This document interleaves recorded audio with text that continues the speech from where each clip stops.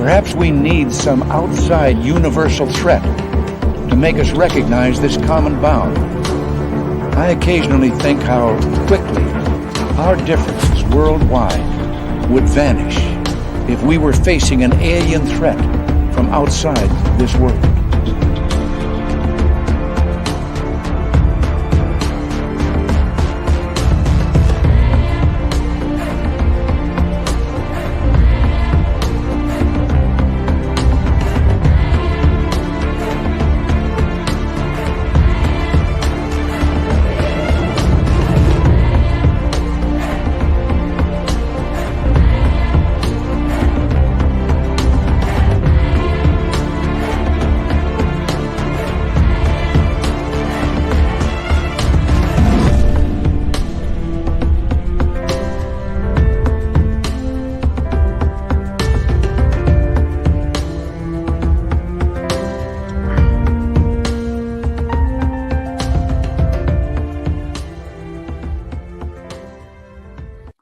Good evening, everybody. Welcome to Spaced Out Radio. Tonight, my name is Dave Scott as we take the road down the paranormal highway looking for oddities, ghosts, UFOs, cryptids, legends, and more. Taryn Kerper, is our guest tonight on Spaced Out Radio. You are going to love her.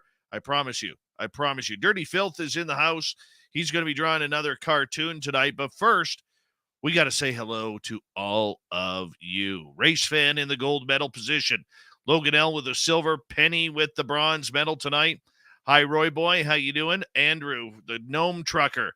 He'll be signing autographs after the show. Line up to the left of the studio, if you don't mind. To the left of the studio. Brown Dwarf, Be the Arrow. Brad Ford, how you doing? Good morning, Tracy Scott in the UK. Toe Tag, how you doing, buddy? Toe Tag will be signing autographs after the show as well. Line up to the right of the studio, if you don't mind, to the right of the studio. Rui in Portugal, how are you, my friend? Bigfoot Rob, what's happening?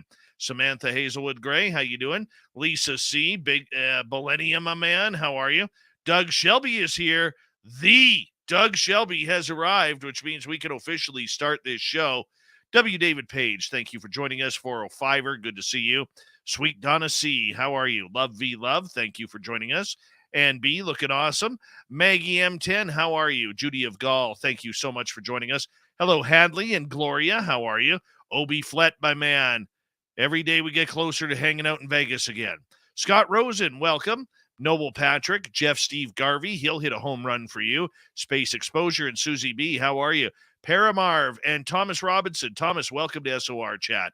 And where are we here? Brown Dwarf, Robert Lamoth, Sweet Amy WC, how are you? And Gypsy Skies Caravan from Edmonton, how are you? Good to see you. And where are we? Harry Man Hoaxes and Hoodwinks, welcome to SOR Chat. Monica, thank you for joining us. Pixie Lara and the amazing Kira, how are you?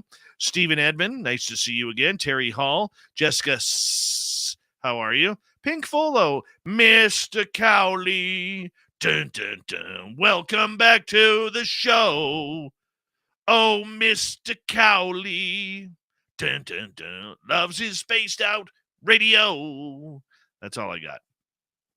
TMI, good to have you here, my man. And who else is joining us here? Let's just scroll on down and check. Pine Island, nice to see you back. Hilton, where you been? It's good to have you here, man. And let's see here. We're caught up. That was quick. That's okay, though.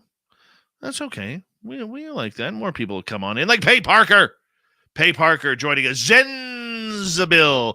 Hey, Zenzabil, you got to bring some of those people from the other place over a little bit more, man.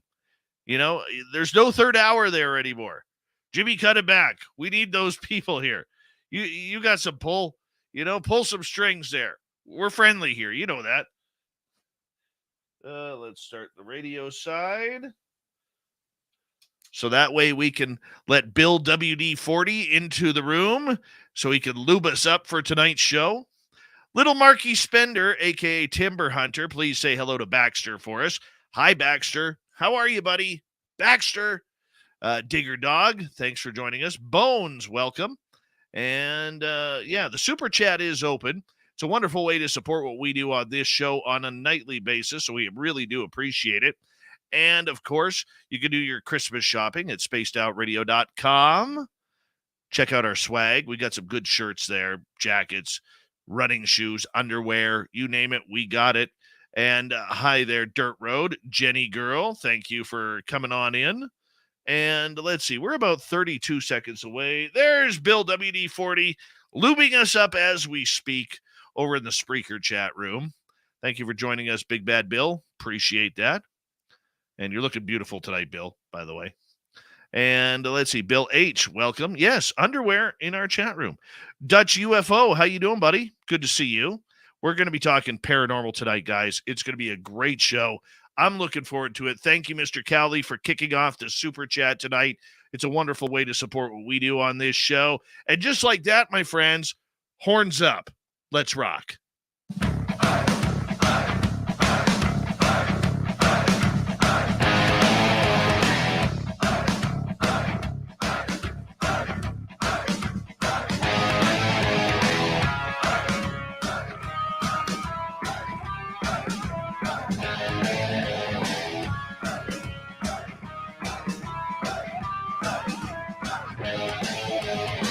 From the mountains of central British Columbia to you listening around the world, this, my friends, is Spaced Out Radio. I am your host, Dave Scott, sitting in the captain's chair of SOR headquarters.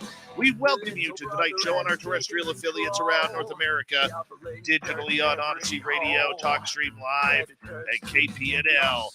All of our archives are free.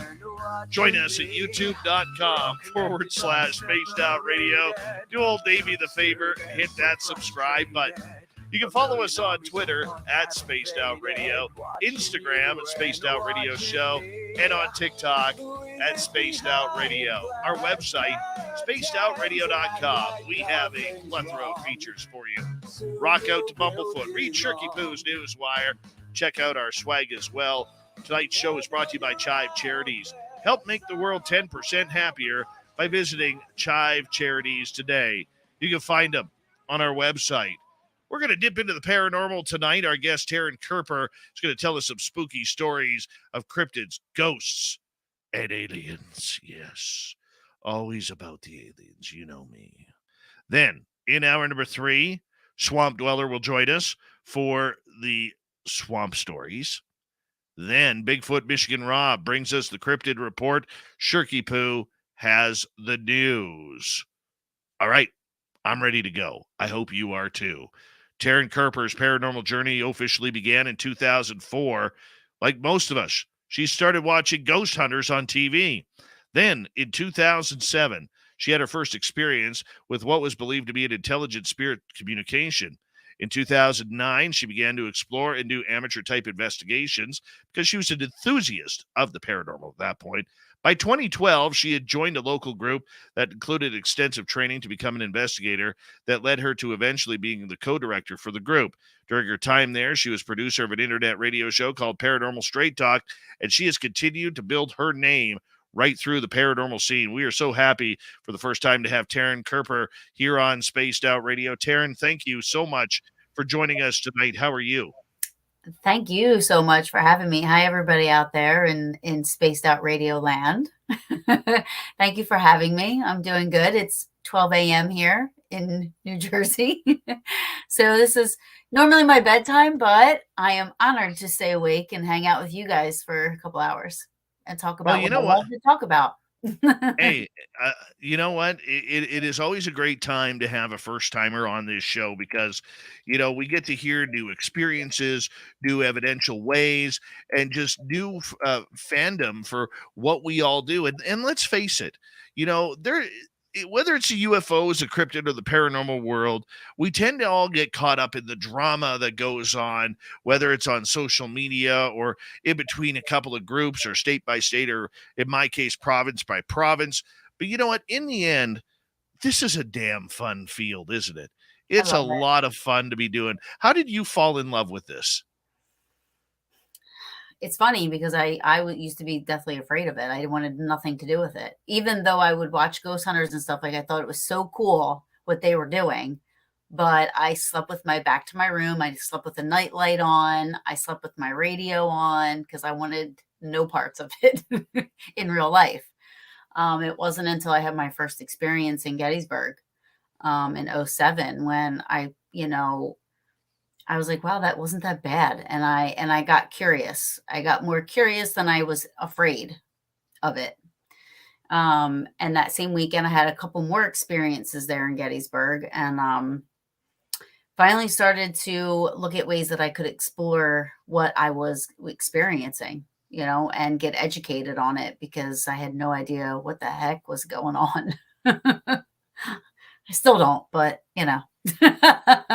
No, but you know what? I think that's kind of the fun of it, because realistically, are no answers to what we do. There are no answers to what we are trying to accomplish here in the paranormal supernatural world. And there are a bunch of bullheads out there that try and tell us that this is the way it is, this is the only way it is, and if you believe otherwise, you're going to be, you're stupid, you're dumb, or whatever adjective that they could find for it. But I mean, in the end, it really is searching for answers that aren't there, and I rather enjoy that part. I really do. How about well, I mean, yourself? think about it. I mean, if you think about it, if we got the answer, what would we do? If we 100% had the answer, what would we do after that? It would be boring, So I think, for me, I already believe. So when I'm investigating or trying to help a client or going to a historical site to help raise money for restoration of this historical site, for me, it's more educating the people that are there, the enthusiasts that are there, and also it's fun. It's fun. Minus the private client part. The private client part is more work and you take that serious, but the other stuff is the fun part of it, and just having the interactions that you have and the communications that you have, or the unexplainable events that occur, is all worth it. Sitting in the dark for 6 hours. Oh, I can understand that, and I can very much appreciate that, Taryn. For you, what do you love about this? Because you have gone, and we'll get more into this later on in the show, but you started off in the paranormal. You have now kind of crossed over into the cryptid world, into the UFO world. For you, how does it differ between investigating the three different aspects of what we do, or is it relatively the same? They're all very parallel, which is, hold on, I'm sorry, I let my cat out of the room. She's going. Yes, the kitty wants to be a part. We do actually allow cats to be interviewed. We do, like Dirty Filth, who's drawing the cartoons. His cat Blob is actually a big star around here. Oh, big star. I love it. So I have my main focus is, hunting, quote unquote ghosts, whatever you want to call them. I know everybody has a different way, and that's the one thing I always think about in the field is like, as humans, we have to label everything. And for me, paranormal is everything under the same umbrella, no matter what it is that we are researching or investigating. I believe no matter what that is, anything unexplained, any type of phenomena that occurs it's paranormal. It's not normal, right? So it's underneath all that same umbrella. I've investigated Bigfoot. Mostly it's always been the ghost side of things, the paranormal side of things. Aliens, I have not investigated alien activity yet. However, I have had a few guests on my show. I read about UFOs. I research about it that way. And I also have I've had Peter Robbins on. I've had a few parapsychologists on that, talk about, the UFOs and stuff like that. And also Justin Bamforth. I don't know if you've ever heard of Justin Bamforth, but he's an author and he researches extraterrestrial / Men in Black type phenomena. And I've had him on, and one of his cases, a gentleman, Gary Sudbrink, his name is, received a series of 4 phone calls from, the only thing I could describe it sounding like was if you ever saw the movie Mothman, when Richard Gere was getting those phone calls. It sounded like that, but the verbiage was very eerie. And when I was listening to them, I almost felt like I was like I shouldn't be listening, but I couldn't stop listening. Like I was invading privacy. I don't know. It was really weird. But he played those 4 phone calls on my show, the recordings. And then I had Gary Sudbrink on after that. I had to convince him to come on. And that's one of the differences that I have noticed, is that people that have gone through what they feel they've had an alien encounter or a UFO encounter, they're not as welcomed as paranormal or cryptid researchers are welcomed into the field. I think, one thing I also had met Fire in the Sky. I'm sorry, it's late. Travis Walton. Yeah, so I've met Travis Walton and talked to him for quite a bit, and he was the same way. You definitely know these people have been through something, and they're reluctant to tell their story because people don't accept those stories as open as ghosts or cryptid stories, That is one difference that I've noticed. But then again, I surround myself with the ghosty side of things. I have yet to go to, like a conference with the UFOs or aliens. I've yet to do just cryptid. I mean, paranormal conferences do have Bigfoot people there and have, stuff like that. And there's some alien people there, but something just based around that, I have yet to do. So, well, in your opinion, what is the most difficult thing about crossing over from ghosts to cryptids and even looking into the UFO world? Because even though you're still doing investigations, they really are 3 different variants that many of us tend to believe are interrelated somehow with the as we all call it, the phenomena in general. But there's still a lot of people out there who are segregating each category. Well, I think it's segregated only because, those that like to research or investigate the cryptids, that's just their thing. That's their passion.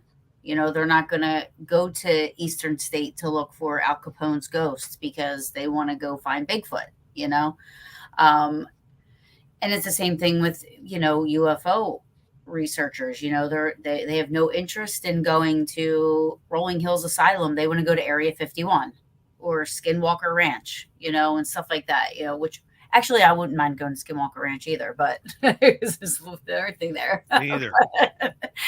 But that's a paranormal umbrella playground, a place like that. But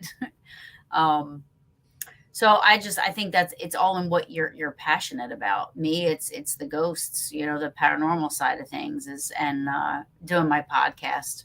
But I mean, the paranormal side of things, meaning ghosties, is what my passion is. I would do more cryptid with people that know what they were doing. I wouldn't want to, at this point, just go out with anybody to do it. I'd want somebody that's experienced. I know when I went Bigfoot hunting one time, the equipment at that time. Now, this was a long time ago, mind you. I don't know if there's equipment now for Bigfoot. I'm not sure. But when I went, there wasn't any equipment you would bring out there. Just, some, like, I think they brought some type of a food, to kind of whatever they would eat. There was like simple things, things to collect. If they found anything, they had like little containers or baggies or, stuff like that. But whereas you go now to a ghost investigation. I mean, people have equipment all over the place, things that beep and whistle and honk and horn, and you know, and I don't play with that stuff either. So, Well, you know, I'm not a ghost hunter, I'm not a researcher, okay, and I have no problem admitting that. Do I go out for my own curiosity? Sure, I do. I like to know what is out there. You know, this year I had a couple UFO encounters. I had a Sasquatch encounter with my buddy Mark, who I just put up on the screen there. It took him about 3 weeks to finally admit that it was a Sasquatch we saw. mhm. But the idea behind it, I guess, is this. I mean, are you doing it for fun? Are you doing it for curiosity? Or are you really doing it to try and find answers? Because I find that question is one of the most difficult for people in the paranormal to answer. No, for me, it's all three. Go into detail about that. Well, I love it. I have a lot of fun. The people that I've met, that I've become best friends with, people that I investigate with, they are what makes it fun. You know, I am booked with investigation and events all year next year. You know what I mean? And I can't wait for everything, because it's get to hang out with all of my some of my best friends that I don't get to see normally, because they live in other states across the United States, all over the place, but they'll come together for certain stuff, you know? Um, Definitely I'm in it to help people, private clients, people that call up and they watch shows and they think, because now the shows are a lot different than what Ghost Hunters was when it first started. You know, I mean, now shows are all, negative and demonic and crazy. So people that watch these shows that are having issues in their homes are thinking, that something's in my house and it wants to kill me, and then, they're scared to death. So, that is a little different when you get those phone calls, especially when there's kids involved, so you want to take care of that right away. And then when we're investigating and it's a historic location, or, a mansion, or whatever you want to call asylum, whatever kind of a place like that, for me, that's where I do the research part of it, where when there's no family involved, you're not there to well, you're paying to be there. So technically you are giving money to the location, but you're not having an event. So you don't have to entertain people that have paid to be there to investigate and stuff with you. So that's when we do our experiments and the research and, stuff like that. Everybody conducts investigations a little bit differently. Some people rely on their own intuition. Others rely on cell phones with these apps that are pre-programmed. Others are very technical with their gear and what they use. When you go into an investigation, what are you using to prepare yourself in order to try and find everything? Because we can get evidence with a camera or an audio voice recorder or whatever it may be, but there's literally people spending thousands upon thousands of dollars on apps, on gear that in my case, I wouldn't sell it. It's like selling a bridge in the desert. It's just it's not worth it. You know what I'm saying? I mean, how do you go about doing what works for you? So, when I first started out, I was one of those people that thought you had to buy all this equipment, all these fancy doodads. I have thousands of dollars of equipment that sits in a drawer, and I don't use it. That's my thing. I always give a little heart. But I have all this equipment that I don't use because, I like to use stuff that's not made for ghost hunting. I will use, just I don't go out and buy the expensive recorders. I have Olympuses that are $20, or I have Olympuses that are $90. They both either produce or they don't produce. I have 6 recorders. EVPs are my favorite type of unexplained phenomena to get, to have on record or anything like that. But I basically go in with, my recorders. I do have a full spectrum camera, but I mean, in all the years I've been doing this, I've only captured 1 photo. And I have taken thousands and thousands and thousands of photos. And I've only caught 1 apparition. And possibly a mist. So I can't even say that like for sure what it is, but it looks like a mist photo. But that's it. So a camera to me, unless it's one that's, streaming, or videoing 24/7 for you, you're not like having to like carry it around, is a waste. All that stuff is a waste of time. The apps I won't use. And everybody that knows me knows this, the spirit boxes I won't use. There's just, the spirit boxes are around on AM FM rate, or AM FM frequencies. There's just too much there that can be, could be radio. Plus sometimes I'm clairaudient, so sometimes I can hear answers, disembodied voices, and the noise from the spirit boxes kind of block that. So I don't like that part of that. So you found your niche. Because a lot of the times I'll be honest with you, Taryn, I stay away from a lot of the paranormal because it always seems to be, who's got the biggest, stick on the block. And what kind of gear do you use? Oh, you use that? Oh, we never use that. That is so 12 years ago.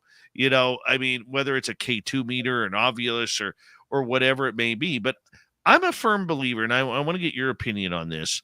I'm a firm believer that there are certain types of gear that are meant for certain people. For instance, I have, and my friends who we've done a ghost investigation with, we've had a lot of success with a K2 meter. Mm-hmm. Others haven't. I don't have any success with a ghost box, but my friend Bill sure does. Okay, to the point where we've heard names on there that are very primary to what we're investigating. So I really do think that there is gear out there, with about 90 seconds to go, that the gear is suited to the person, and it's not necessarily the gear itself. Your thoughts? So, I mean, yeah, 90 seconds, that puts a little pressure on that answer, but but yeah, I mean, it's your intention, what you're using, what the energy you're putting into it. I'm sure anybody could use any piece of equipment and say it works, but it's what your intention is and what you're feeling, and what you like to use, I guess, would be the best answer for that. I would agree with you. It's the intention that you put forth and what you're putting your own energy into. We all forget. I mean, whether it's a Ouija board or a pendulum or reading tea leaves, Even that's a recorder. really even a recorder. You're reading your own energy. Yeah. Yeah, and your intention behind it is to communicate with something, someone, somewhere, and you're going to get out of it what you put into it, I think. And it's all about your perception as well, how you perceive it. Me and you could be using the same exact thing, and you might get something different from it than I get. Very true. Very true. On that note, Taryn, I'm going to get you to hold on right there. We are going to go to our first break of the night. Taryn Kerper is our guest tonight on Spaced Out Radio. We're talking paranormal ghosts. We'll find out some of her favorite ghost stories that she has investigated when we return. Let's get into the ghost stories, shall we? Let's get a little spooky while we can. Shake off the spookiness. Get ready for Christmas, day after tomorrow. Spaced Out Radio is next.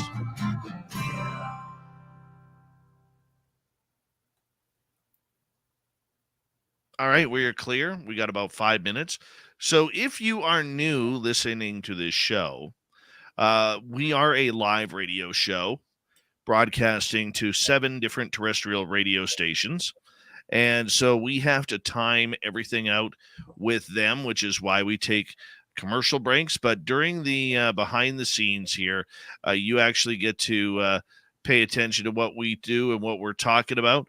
And usually at this time, we turn it over to our main artist, Dirty Filth, here to kind of show us what he's got going on. And Taryn, please bear with me. I am just going to run up stairs and check on my son, and I'll be right back, okay? Yeah, no problem.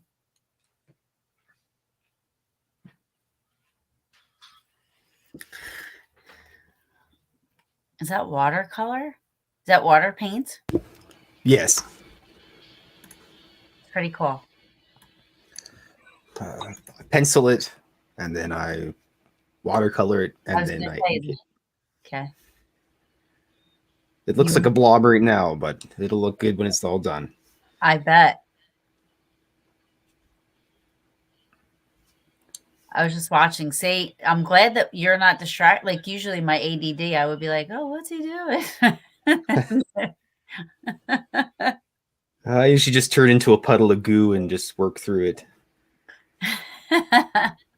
Now, do you save all of these? Yeah, I scan them, put them on my website, and they'll probably go into my second book I'm working on. Oh, cool. That's pretty cool.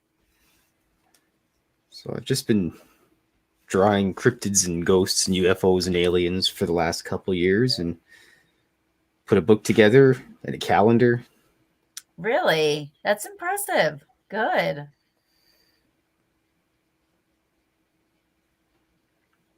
So do you pre-draw these and then, or do you draw them? This was what I had originally been tinkering with, and I just kind of came up with this guy on the bottom there. It's Oh, cute. I normally don't really have an idea before the show. I just kind of jump right into the fire. Mm-hmm. Mm-hmm.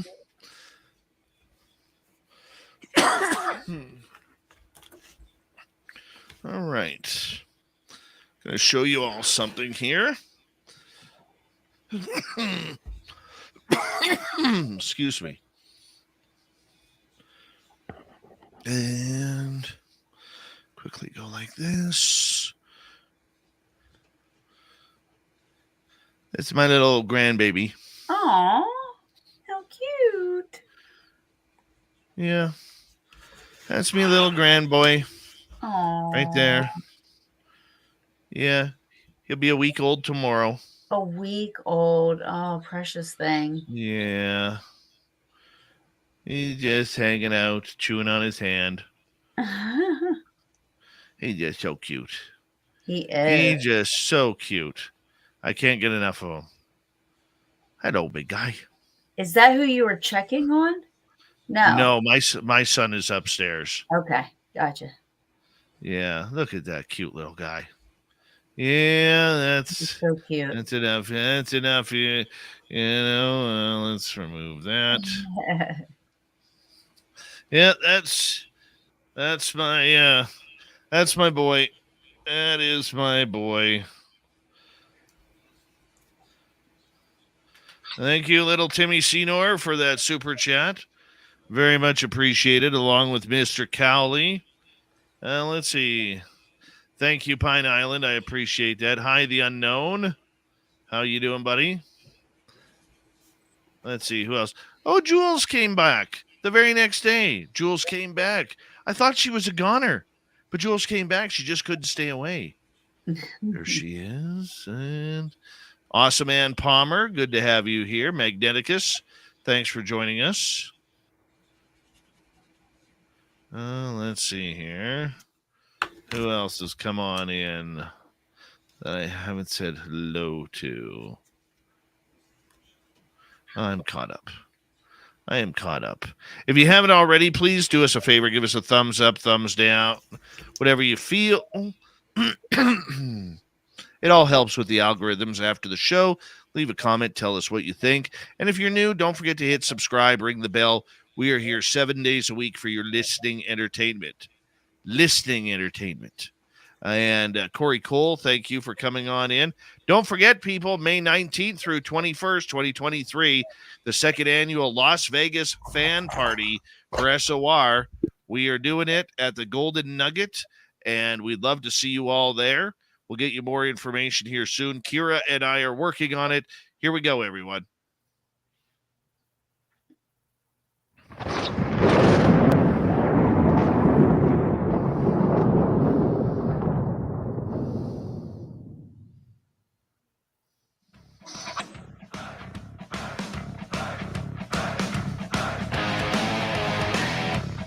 Second half hour of Spaced Out Radio is now underway. Thank you so much for joining us. My name is Dave Scott. Very much appreciate earning your listening ears. Want to remind you that if you've missed portions of this show or others, check out our free archives by going to youtube.com/Spaced Out Radio.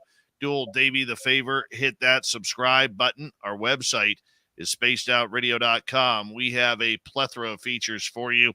Rock out to Bumblefoot, read Shirky Poo's Newswire. Check out our swag as well. Follow us on Twitter at Spaced Out Radio, Instagram at Spaced Out Radio Show, and on TikTok at Spaced Out Radio. We continue on tonight with Taryn Kerper. We're getting into some paranormal stories here coming on up this half hour. Taryn, thank you so much for joining us. We very much appreciate it. Thanks for having me. I'm loving it. Not a problem. Hey, we're glad you're here. We're glad you're here. So out of all the years that you have been investigating now, which is well over 10 years now, you know, we always have those stories that stick with us, you know, whether they were emotional, whether they were scary, whether they were funny, whatever they may be. You know, what's a story that really sticks out to you? Give us the details. Boy, I do have a few, but one story would be because I am so big into the voice phenomena and disembodied voices, EVPs, if you will. This one kind of, you know, has me on a whole new research type of a thing. So it's kind of it's important to me, this one, only because it's given me something new to research while I'm investigating. I have 6 recorders. Everybody laughs at me because, you know, investigations are usually 4 to 5 hours long, can be longer. And I have them all going all at the same time, like the whole time. So I don't have only just 5 hours of audio to listen to. I have 30 hours to listen to, because over the years, I've learned that not every recorder is going to catch everything. Not every recorder is going to work, you know, and I don't want to miss anything. So people that I've investigated with this past year normally do what they call EVP bursts. And what that is just everybody that's there will go around, ask one question, and then we go back and we listen to that. So it's usually just about a 2-minute long question, you know, and see if we get any answers. And like I said, I leave my recorders going the whole time. So I had a recorder going. I was live on YouTube and Facebook and on Paranormal Brew. And we all went around, and Lourdes Gonzalez was one of the people that I was investigating with. And she had asked, you know, we were at Selma Mansion in New York, Staten Island, New York. And she had said, what's the family business? Now, at the time, we didn't hear an answer. When we rewound it the first time and we were listening back, we didn't hear an answer to that question. But we did get an EVP a little bit after that. So she rewound it so we could listen to it, but she went back a little far. So that question, what was the family business, at this point now is being repeated 3 times. Well, when we went back and listened to it the 3rd time, you know, as it was playing, and you know, it's like, what's the family business? On my recorder, you hear a man say factory work. This wasn't caught on anybody else's recorders. It wasn't caught on my live videos. And Again, it wasn't picked up on the original, like the original question. So it wasn't until the third time that it was repeated via recorder is when the answer came through. At the time, I was like, wow, that is amazing. That is just, I can't explain that. I need to try to figure out how this is possible. If it was anybody in the room, we would have heard it the first time. We would have heard it with our ears. We would have heard somebody say it, and then, about 3 or 4 months later, the same thing happened where we were listening back to our EVP burst. And when a question came up, there was an answer, not on the recorder of the EVP burst, but on my recorder. And I said, this happened a couple months ago. So I started to think, is it a possibility that spirit energy can hear better via recorder? Like we can hear better through a recorder. Because it's answering when it's hearing the questions through the recorder, not when we're actually asking them. So I've been trying to play with that a little bit. That was one just because, as a paranormal researcher and investigator, like that was one that kind of lit my investigative side a little bit. I got excited about because I want to try to see, how I would be able to do more experiments to test that theory out. But I will say there is one thing that will stick with me forever, and that is more recently I was at Hinsdale House for the weekend, and we were outside, and then outside at the Hinsdale House in New York. I don't know if you've heard of Hinsdale House. It's very, very it's my number one places to date that I've been to, as far as activity, paranormal, everything that's happened there was amazing. But we were outside and it gets real dark at night, and we had a FLIR. We also had night vision goggles. We had our recorders. And the night vision goggles and the FLIR helped with being able to see our surroundings. We wanted those because there's wildlife there. Bears will come down, deer come down, there's coyote there. This is in upstate New York. So there's like a lot of wildlife that you want to know is coming if you're out there because it's so dark. And the house has a fire. So we were back by the fire and just hanging out outside. And my flashlight off in the distance hits what would look like two eyes glowing from an animal. Like if you hit light to an animal. So I go, what is that? I pick the FLIR up. And as I point the FLIR at this thing, it turns to the side and it looked like a bear. So immediately I'm like, that's a bear. I use some choice words that I will not use, that I was told I cannot use, but I put the flashlight back up again because I had two other people with me. And I was telling them, I'm like, that's a bear. And they're like, what are you talking about? I'm like, right there. I had equipment on my lap. I stood up, my butt cheeks clenched. I promise you that a tear came out of my eye. And I put the flashlight up one more time. And as I did, I see the eyes and it's like walking and the eyes were going like this with the legs, but it was coming towards us. And I said, that's a bear and it's coming towards us. And in 20 seconds, you hear the door slam because all my stuff is on the ground now. And all my equipment laid out there for 2.5 hours because I thought it was a bear coming towards me. And I thought I was going to die. I was like, that is a bear. It looked deep into my soul, flew back out. And I was out. Like, I couldn't believe it. That was the scariest thing I have ever experienced in my life. Now, the two people I was with outside stayed outside for a little bit. I don't know why they didn't listen to me. If anybody I investigate runs, I'm running and I'm asking later. I'm like, okay, what happened? Like, why did we run?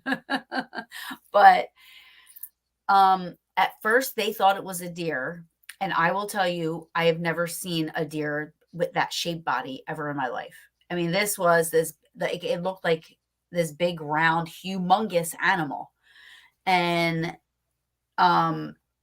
they said that while they stayed out there, and you can hear them talking because, like I said, all my equipment was on the ground. They didn't know it, but it was all there. So my recorder's outside still, like recording everything that was going on, And they said as this thing got closer, it looked like it split in two and the back ends of it got wispy, whatever that means. So I said, I don't care. All I know is what I thought I saw was a bear and I ran. So I'm going to stick with bear because that's a lot more acceptable than running from something.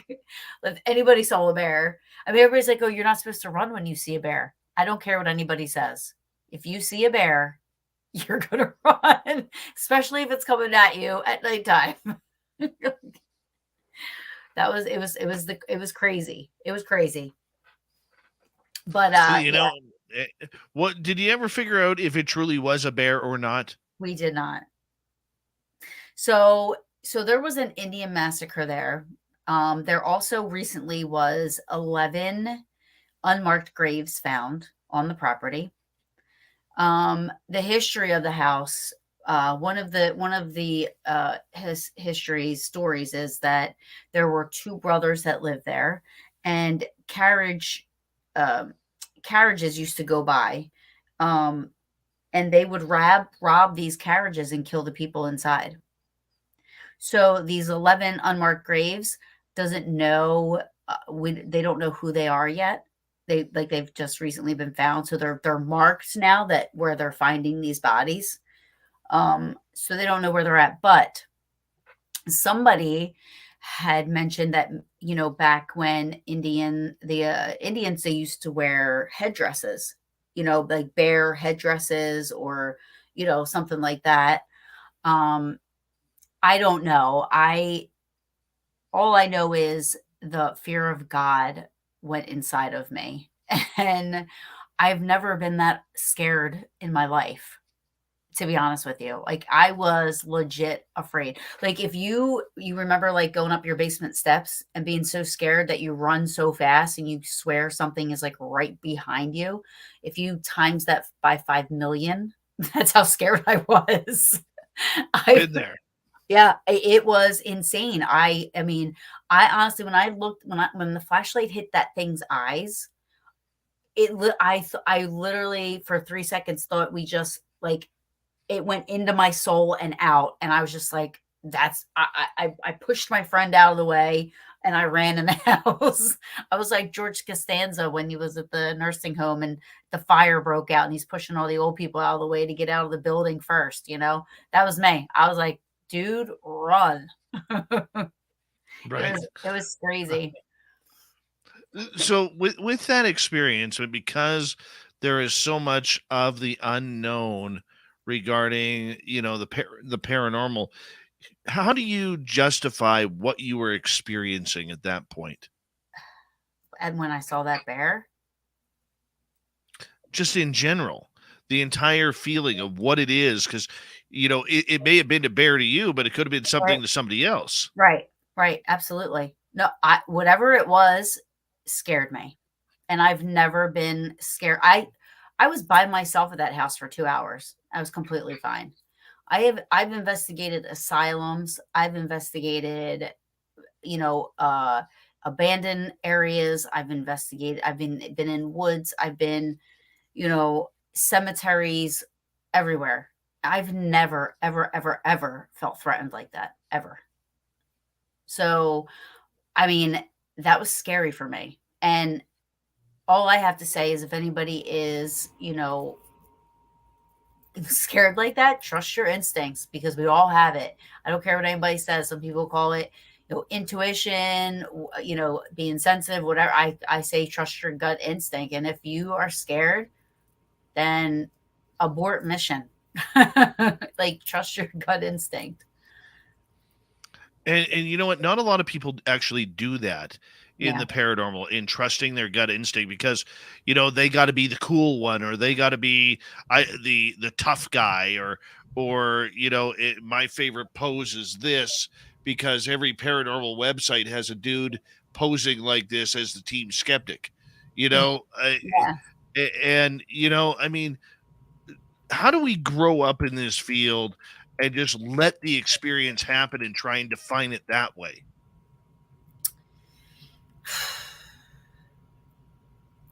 Well, it's really sad because there's a lot of people out there that now are into this whole dramatic exaggeration, faking stuff, really making a mockery of the people that are really trying to do research and investigate and do things the right way. I mean, it's really sad that what it's become right now. It's more become we talked about, you said something about this briefly in the beginning, it's a competition. It's, who's got, more, everybody's about numbers, who's got the most views, who's got the most likes. Like, it's like you almost, like a lot of people have lost focus in what you're doing because you're so concerned with what everybody else is doing. Who are they watching? Where are they going? What are they doing? And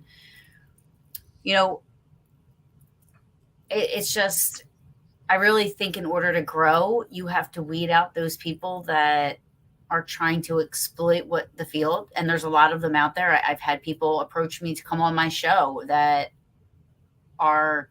it's ridiculous. I mean, some of the things that people are doing, using the paranormal platform to make money, it's just really, really, really sad that it's happening. So right now, I feel like it's stagnant, but there are, new things coming out, or have been around, but now they're just starting to, new ways to investigate, new ways to do some research. Ron Yacovetti and Lourdes Gonzalez, they do DRV. It's direct radio voice, and it's similar to what a spirit box would be, but it doesn't run on any radio frequency. It's on a blank frequency, so there's no radio waves coming to it, to the to any of the towers that it uses. So there's not that interference of AM FM radio at all. So any voices that come through that are questionable, like, are unexplainable. Like, how are we getting these voices through this when there's no way, not even CB radio, not even no type of radio frequency can come to this frequency that they use. So I like things like that.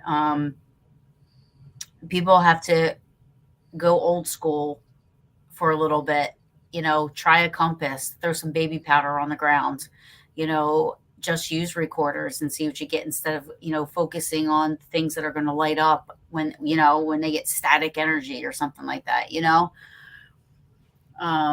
I think in order to advance, we can't forget about the past, the old school stuff. And we have to use it. I think those Definitely. things are reliable. Well, I have a running joke around here. How do you confuse a paranormal investigator? Ask them what they do with their evidence.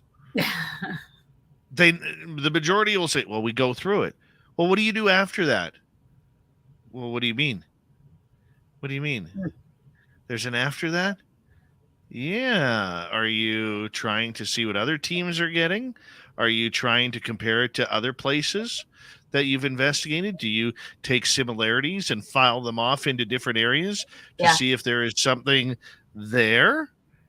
Oh, yeah. Like I said, do me a favor. Next time you're on your podcast and you got some weird paranormal person on, ask them, what do you do with your evidence? And then they'll tell you, well, we go through it to see if we can find anything. Wonderful. What do you do from there? Mm-hmm. Screw them right up. Screw them right up. It's fun, actually. Oh, yes.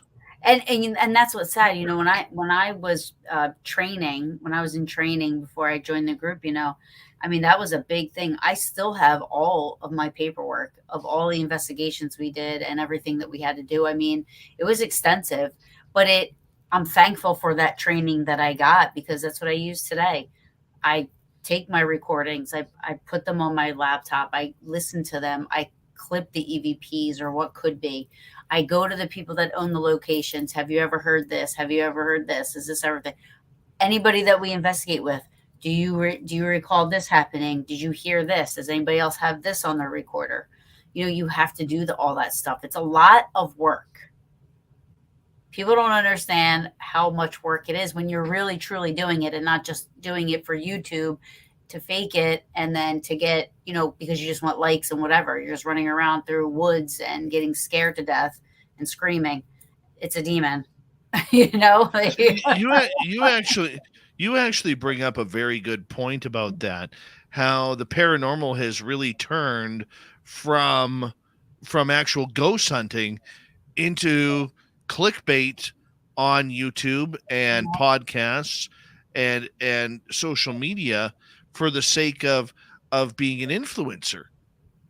Yeah, it's so true. And it's sad, because on my investigations, I go live the whole time. Unless I'm with somebody that doesn't want that, I respect people, and, and if they feel uncomfortable being live, then I don't go live. I'll record it, and, but I'll go live the whole time. And it's not what Zach Baggins does. We're not getting the stuff that Zach Baggins gets, because we're not making it up, and we're not adding stuff, and we're not doing it for entertainment. We're not doing, we're really investigating, and not everybody's going to agree with the styles of investigating, which is fine. It's what makes the world go around. Everybody's going to have their own style, but when you start faking stuff just to get likes and views and stuff like that, it's just sad that people do it. And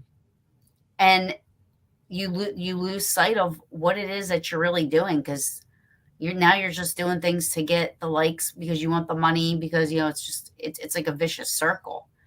My podcast has been around since 2017, and April will be going on 6 years. And I've had some of the best guests on. I've been duped by somebody, and I did out them, and expose them, because he was making his round through the paranormal. And, I learned a lot having a show. Taryn is the constant. Oh, thank you. Now I lost my train of thought. ADD. Well, ADD. just in regards, you have interviewed people, one person you called out. Yeah. And, but the podcast stuff really wasn't that big until COVID. Once COVID. Yeah, that's okay. I was going to say, once COVID happened, because when COVID happened, everything shut down. Nobody could do anything. So people started doing podcasts. People started doing all these things. So it kind of drowned out the people that have been doing this for a while, because now everybody's got a podcast, and you just think that because you hear, let's just say Spaced Out Radio hears, oh, what's Paranormal Brew? Oh, another podcast. But I've been around since 2017. I'm not this just pop-up podcast from last year. You know what I mean? And no disrespect to anybody that's recently come out. You know what I mean? I'm not trying to say that, but the people that have been doing it for a long time, you get drowned out by all of that, and, and it's the same wherever you go. You're going to have the people that, make it look like it's a gimmicky thing. And you try your hardest to either avoid it or be so good that you drown those fake people out, or, you know what I mean? You try to stay in your lane, but sometimes when somebody's doing something you don't like to your friends and everything like that, which is why I called that guy out, you gotta pick your battles.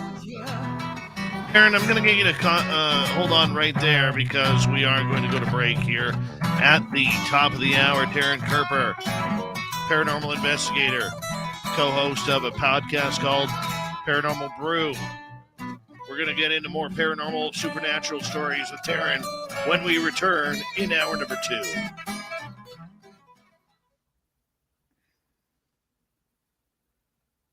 Perfect. We're clear. Good job. Thanks. You're welcome. Let me see. There you go, Dirty. What's he painting today? There's a guy he drew, and he's in there. Definitely. I see him. He's got red eyes and a hat. I'll be right back, guys. I'm going to just go check on my son. Okay, we'll let you leave. Don't forget to let dogs out. Who let the dogs out? All right. So what does H&M stand for? It's the Hat Man. Oh.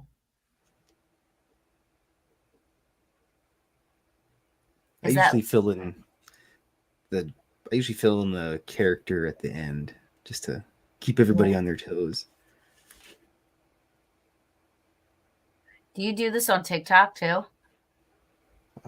I have TikTok, but to be honest, I really don't know how to use it very well. Oh. You know, people do videos like this on TikTok all the time. Like they don't say anything. They just kind of like do their thing and people just watch it. I bet you would do good on there. Let's give it a shot. You should. I haven't really sat down and played with it very much, to be honest. So before you can go live, you have to get like 1,000 likes, I think. So what if I were you, I would record yourself doing this and then put them up and then and then get the likes and then do it live. I guarantee you people would watch it. All right, I'll have to do that. I'll take your advice on it. Taking a lot of good advice in the last little while. I started doing life drawing again. Oh, really? I hadn't done that since animation school, which I quit. I'm a big quitter.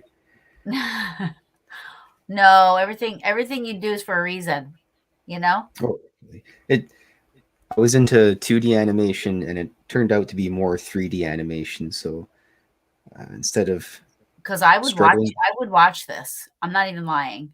I would watch you draw. Isn't that weird that people would watch that? But people would. So there's a guy on there. There's a guy on there, and I'm gonna sound really sad for even it. I'm gonna admit this, but I am.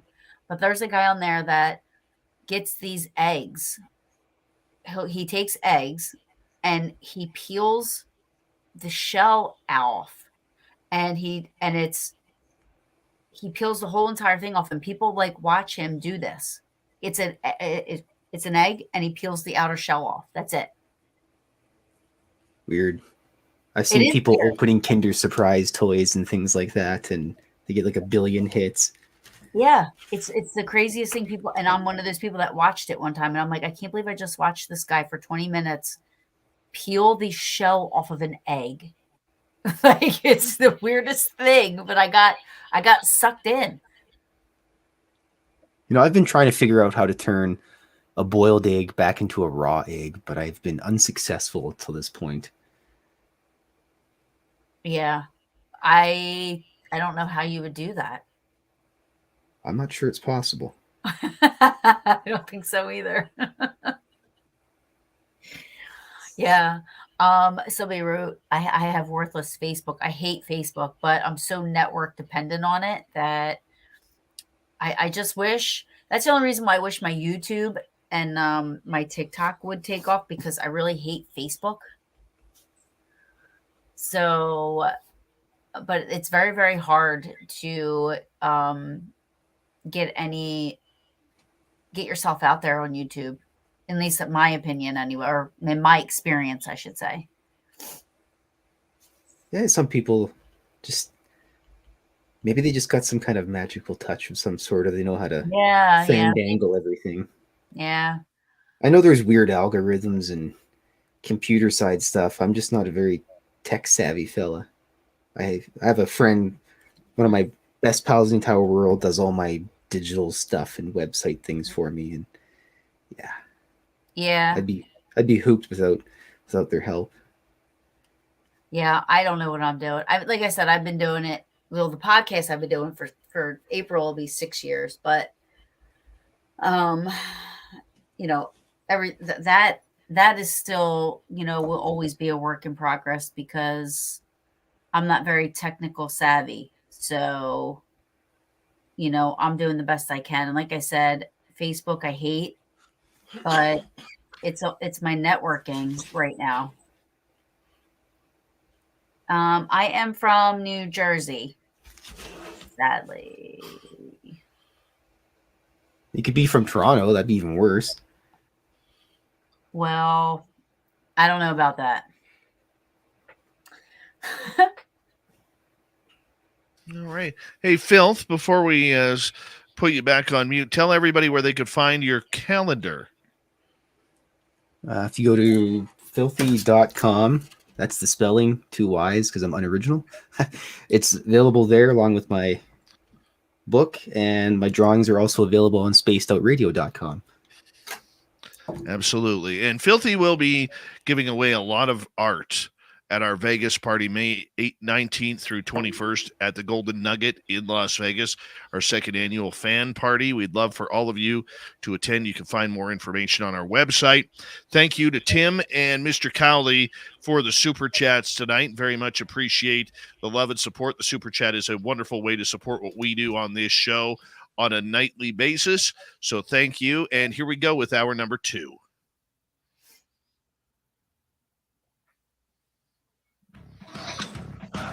You're listening to Spaced Out Radio with Dave Scott. Follow Dave on Twitter at Spaced Out Radio and on Facebook, Spaced Out Radio Show. Here we go with hour number 2 of Spaced Out Radio tonight. Thank you so much for joining us. We very much appreciate earning your listening ears wherever you are on this beautiful planet we call Earth. Hello to everyone listening in on our terrestrial affiliates around North America, digitally on Odyssey Radio, TalkStream Live, and KPNL. All of our archives are free. Join us at youtube.com/Spaced Out Radio. Do old Davey the favor, hit that subscribe button. The Desert Clam has set the password for tonight in the SOR Space Travelers Club. Xenomorphic. Xenomorphic is your password. Use it wisely, Space Travelers, as the Clam sets a password each and every night right here on Spaced Out Radio. Our website is spacedoutradio.com. We have a plethora of features for you. Rock out to Bumblefoot, read Shirky Poo's Newswire. Check out our swag as well. Follow us on Twitter at Spaced Out Radio, Instagram at Spaced Out Radio Show, and on TikTok at Spaced Out Radio. Paranormal researcher Taryn Kerper is here tonight. She's from the podcast Paranormal Brew. We've been talking about spooky stories and paranormal events all night long, and it's been a great show so far. We got hour 2 with her now. Taryn, welcome back. Hello. Good to I have want you. to say there's a brown dwarf has been sharing all of my pages. Thank you so much. I just want to say thank you. I see in the comments that he's been sharing my pages. I appreciate that. My wrenches in the YouTube chat do a great job with that. Yeah. And then somebody else said I don't sound like I'm from Jersey. I don't know what you're supposed to sound like from New Jersey. So I don't know how to answer that. I mean, I'm 15 minutes from Philly. I don't know if that makes a difference, but yes, I'm not from North Jersey. I'm not from like the Jersey Shore, like, fist pumping and stuff, but I don't know what that's what people are supposed to sound like from Jersey. No idea. All right, let's continue on here because you have dabbled into the cryptid world in going to search for Sasquatch. What was that like for you? So that was interesting. Like, I think me and Dirty were talking about it just before I went on. So he's going to hear a replay. But when I was with the group, the group that I trained with, South Jersey Ghost Research, we had a store. He had a store. It was called the Ghost Hunter Store. They sold equipment and stuff like that. A security guard from Princeton, New Jersey, came in earlier that day. Some people were concerned because they saw something over on behind this hill. They got a picture of it. Me, I'm a healthy skeptic when it comes to anything. So right away, I'm like, well, why did you take a pic? Like, because I mean, I've seen I was at a point where I saw like shadow things happening, and I had 2 cameras wrapped around my neck, and I just stood there like, what am I looking at? Like there was no time for me to snap a picture, because I was still trying to figure out what I was looking at. But anyway, the guy comes in, shows us this picture, asks if we want to come out. We said yes. So we go out to this big park in Princeton, and I don't remember what it was called. So where the picture was taken, so the picture it was like this picture of what looked like a Sasquatch, if you will, Bigfoot, maybe from like mid-thigh up.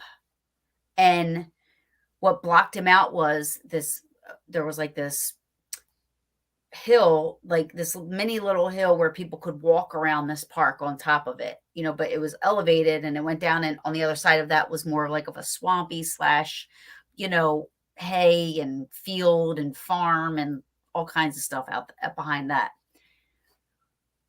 For the picture that the guy got, this thing would have, because its head was touching one of the branches of the tree. So naturally we go out and we're like taking pictures from where the guy was standing. Then we go up to see if it was like out of scale, to see if the branch just looked like you could see it was touching. He would have had to have been about 10 to 12 feet tall to get the ratio of where the picture was, to see where you saw it, all kinds of stuff. So that was the first thing. The other thing I noticed, and I didn't notice it until we were leaving, or we were about to leave, but the woods was very still. There were no squirrels, no birds. Now, granted, this was like getting nighttime. It was like around 7, 8 o'clock at night, but there was no wildlife. There were no sounds. There was no, which was odd. And you don't realize what you're missing until it's not there. You don't realize that until you don't hear it. It's almost like if you remember 9/11, when it was a no-fly zone and there were no planes in the sky, and how quiet that was. You just didn't realize that until after it was happening. They had thought that they had seen some weird hair on the ground, and I'm a skeptic. So I'm like, okay, and I said it out loud to them. I was, friends with them. So I'm like, come on now. I was like, it's like, whatever.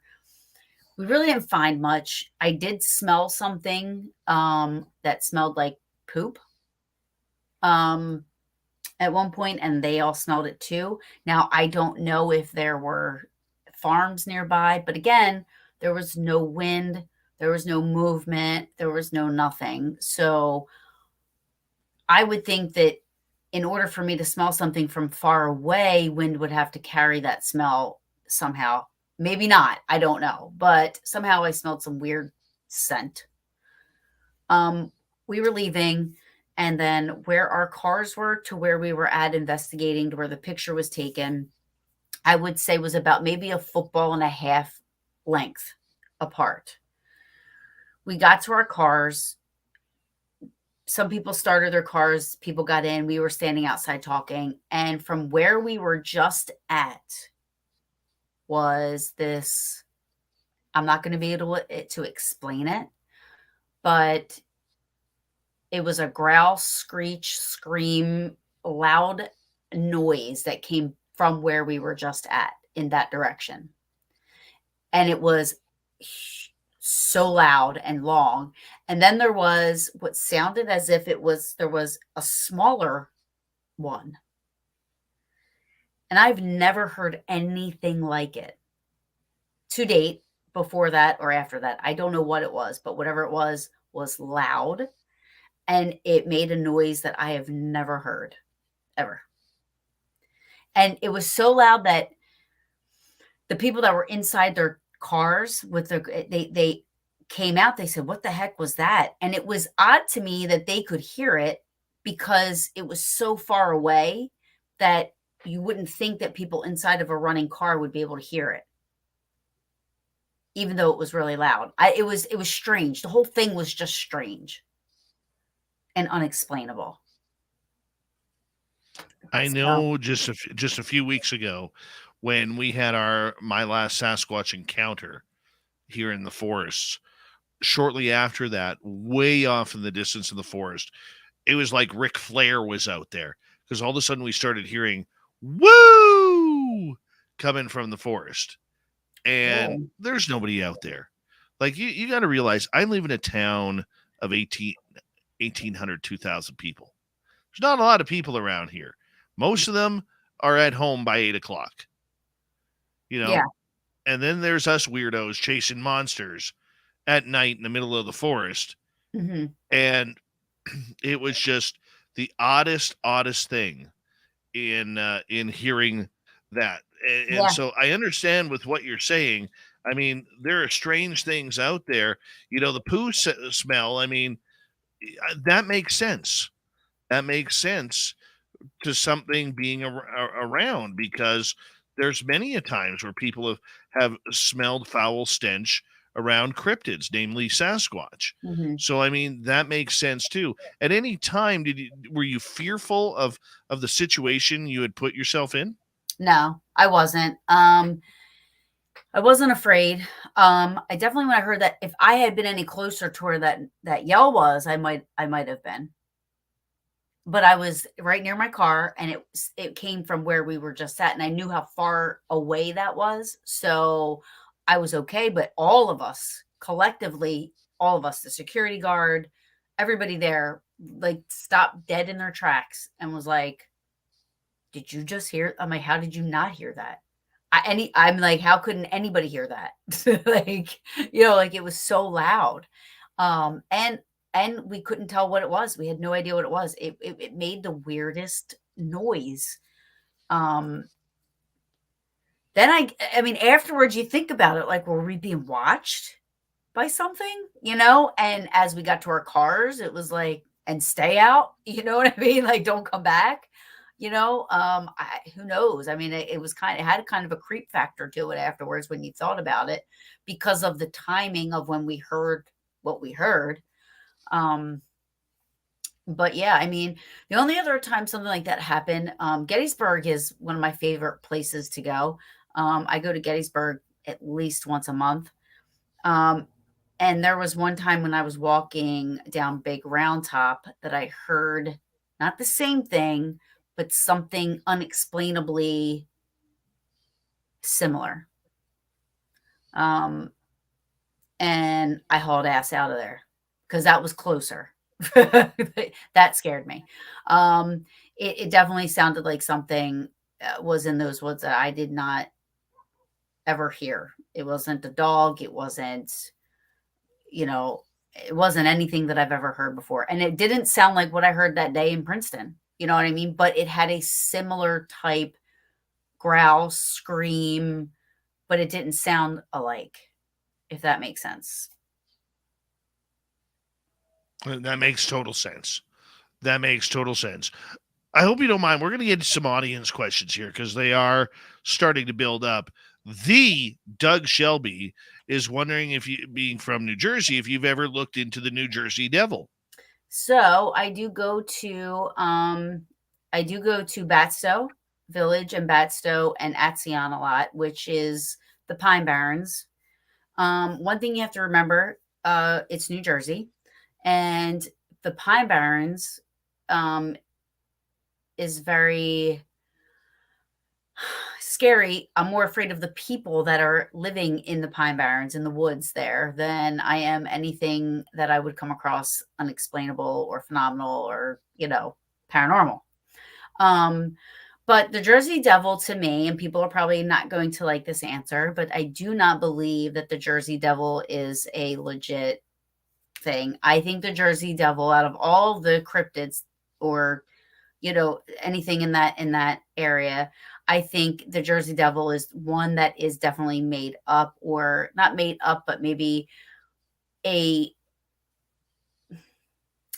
myth that has grown. So I do believe that a woman had a child that was deformed. And back then, people hid those types of children from the community. They didn't want them, and I think that people developed stories from this deformed child living in this house that never was allowed out. Maybe kids might have poked in and saw through a window and said, "Oh my God, it's so disgusting. It has wings, or it has this, it has that." I just think over time, the Jersey Devil was embellished into this mean cryptid that flies in wings and looks like, Satan. You know what I mean? Like, I just don't think that one has a real, I don't believe in the Jersey Devil.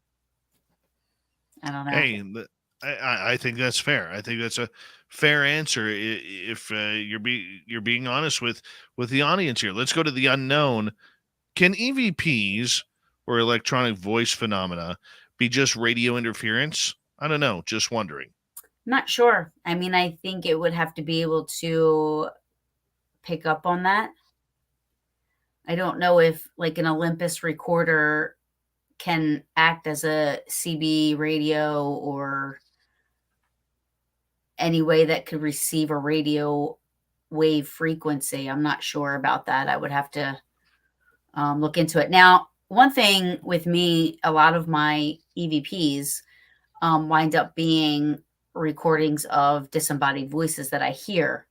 So on the recorder, you're not just hearing the EVP, but you're hearing it, and then you're hearing me say, "Oh, I just heard this," and I say what I heard, and it's also called on the recorder. So I heard what I did say I heard. Does that make sense? I feel like I'm going in a circle. No. But, I think though that it is fair to say that for many people, different gear I think works for different people. Like my buddy Bill Hauser, when we were investigating a haunted area up here at a plane crash site, we're using the ghost box where we have one radio signal in my town, 1 AM and 1 FM, and we got a name. And when we cross-referenced that name, that was a name that was on the flight. And, that's just, when you only have one station to really choose from, if you're using an FM dial, it really opens up the idea that there is something to it. And I believe, like I said right off the bat when we were talking about it in the first half hour, I believe certain gear works for certain people and doesn't work for others. Because I can't get a voice off of a ghost box. I have friends who can. right. It's the weirdest thing. Yeah. I mean, and that's the thing too. I mean, I have like,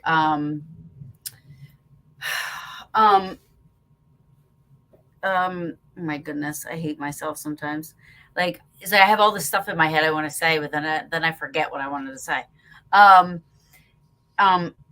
Yeah, like the recordings for me are mostly intelligent. I mean, even in Gettysburg, I mean, sometimes it happens by accident. And, I throw around that idea of, is it me being so connected with Gettysburg and being so connected with the area and the nature and the spirit energy there?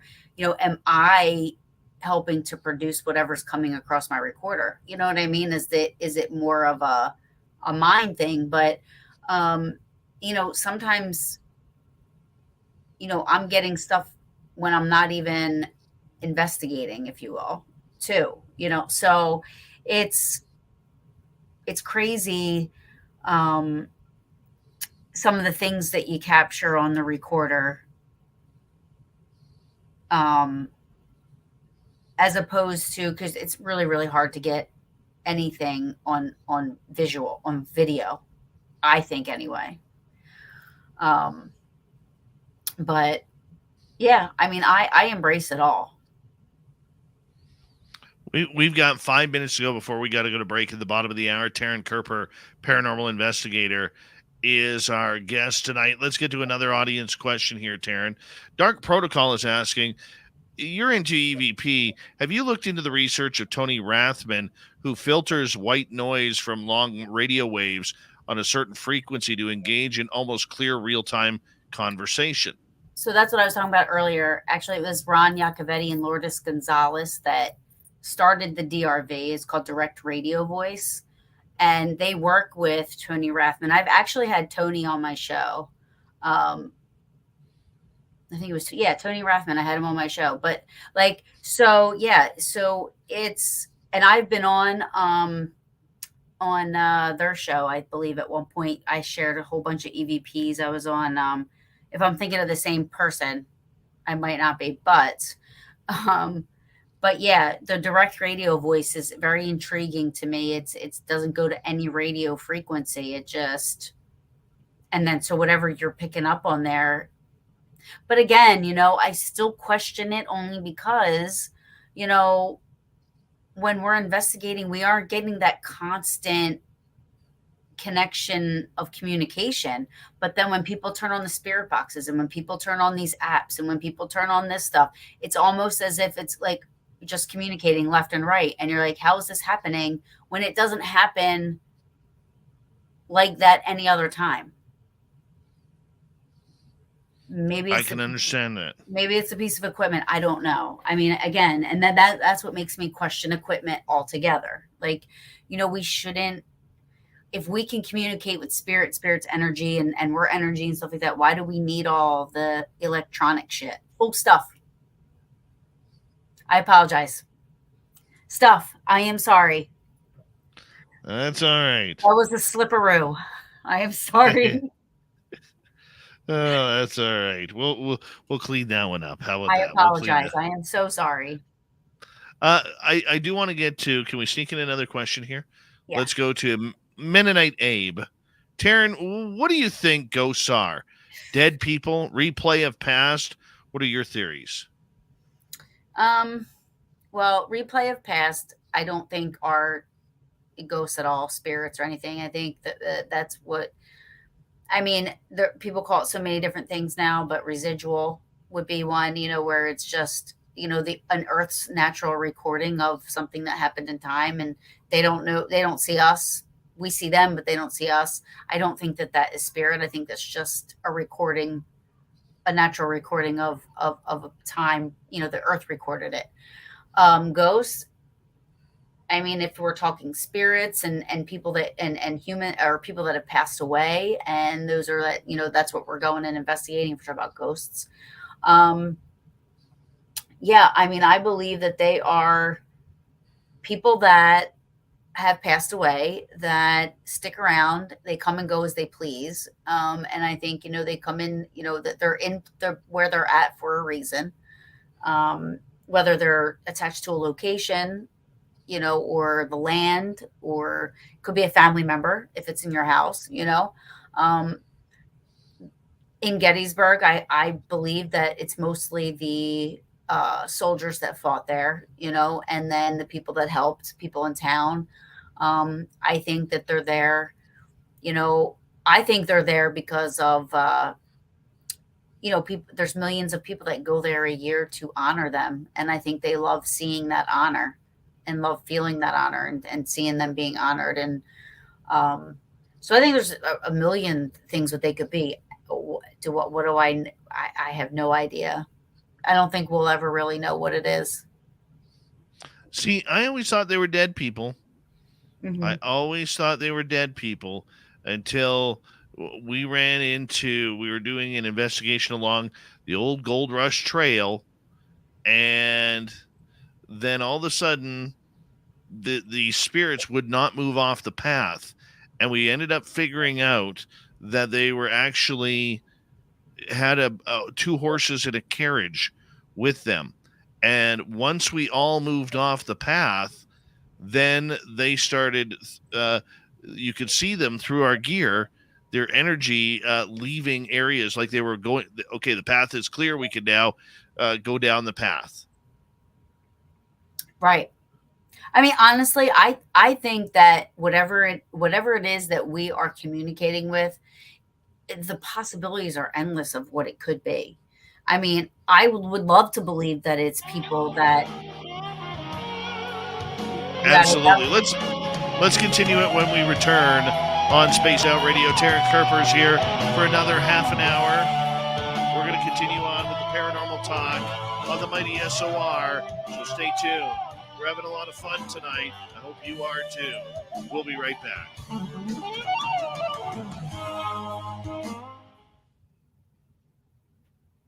We are clear. Yeah.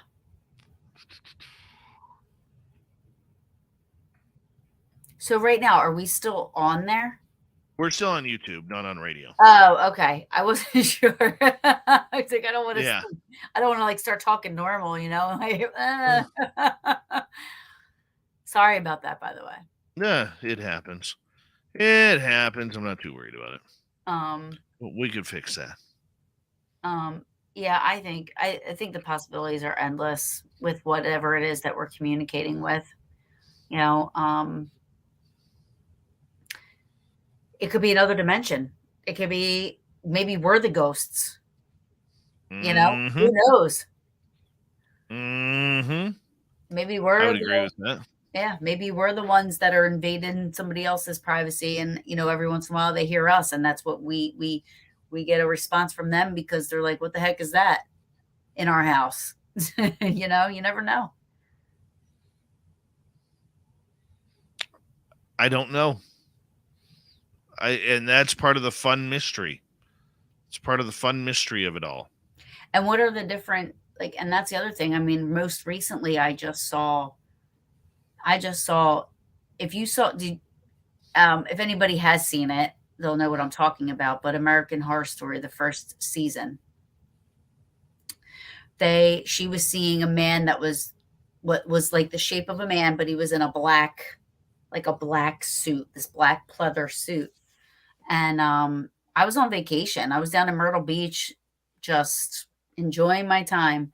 And I turned and I saw what looked like that thing that was in the first season of American Horror Story. Looked like this man wearing a black pleather suit. And the whole time I saw it, I didn't hear anything. There was no noise around me.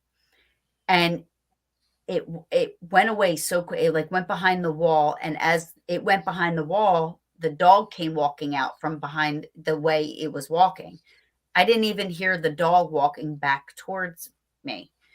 But as the dog came closer, my ears started to open up again. And I said, "Did you just see that?" I was so taken back by what I saw. And everybody was like, "What?" And they know I'm a paranormal vet. They're like, "Oh, come on. No, we're not staying here if there's ghosts here." You know what I mean? Like, what did you say? And I never see anything. I am not somebody that, you know, can walk in a room and I don't see stuff hardly ever. And I said, I just saw, and I explained it to them and nobody saw it. And I said, I didn't hear anything. I said, that was the weird part, was like, I didn't hear anything.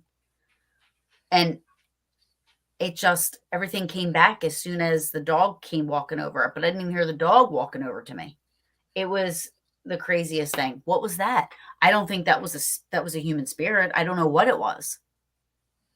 Maybe it was, and that's how it comes across to me, or that's what the energy it has to be able to be seen. I have no idea, but it was crazy. That is totally crazy. It was totally crazy. It was crazy. I was like, I'm on vacation. Yeah, no. Like, let it go. I don't want to be here. I'm on vacation. Right. So yeah, that was pretty interesting. That's just fantastic. One time I was at work and I was the last one there, and it was an old house. You could hear anybody walking around, and I was getting ready to leave. I had to leave by 8:00. That was my time. It was 7:55. I remember looking at the computer like, oh my God, 5 minutes. I had all my stuff packed and I'm just sitting there, and I, loud as day, hear a woman say, "What is this place?" And I was like, what? Hello? You know, totally caught me off guard. I said, hello. I'm like, can I help you? Nothing. I got up. I walked around. I went upstairs. I was yelling. I messaged my manager. I said, is anybody here? They said no. And I'm like, okay. So I went back downstairs. I said, this is a doctor's office. Do you need help? Because I can help you. Like, I started to try to engage, and I got nothing after that. But that was creepy because I wasn't, I wasn't doing anything. I wasn't thinking about investigating. I was actually thinking about what I'm stopping at Taco Bell on the way home, Oh, I and love Taco Bell. me too. The So- closest Taco Bell to me is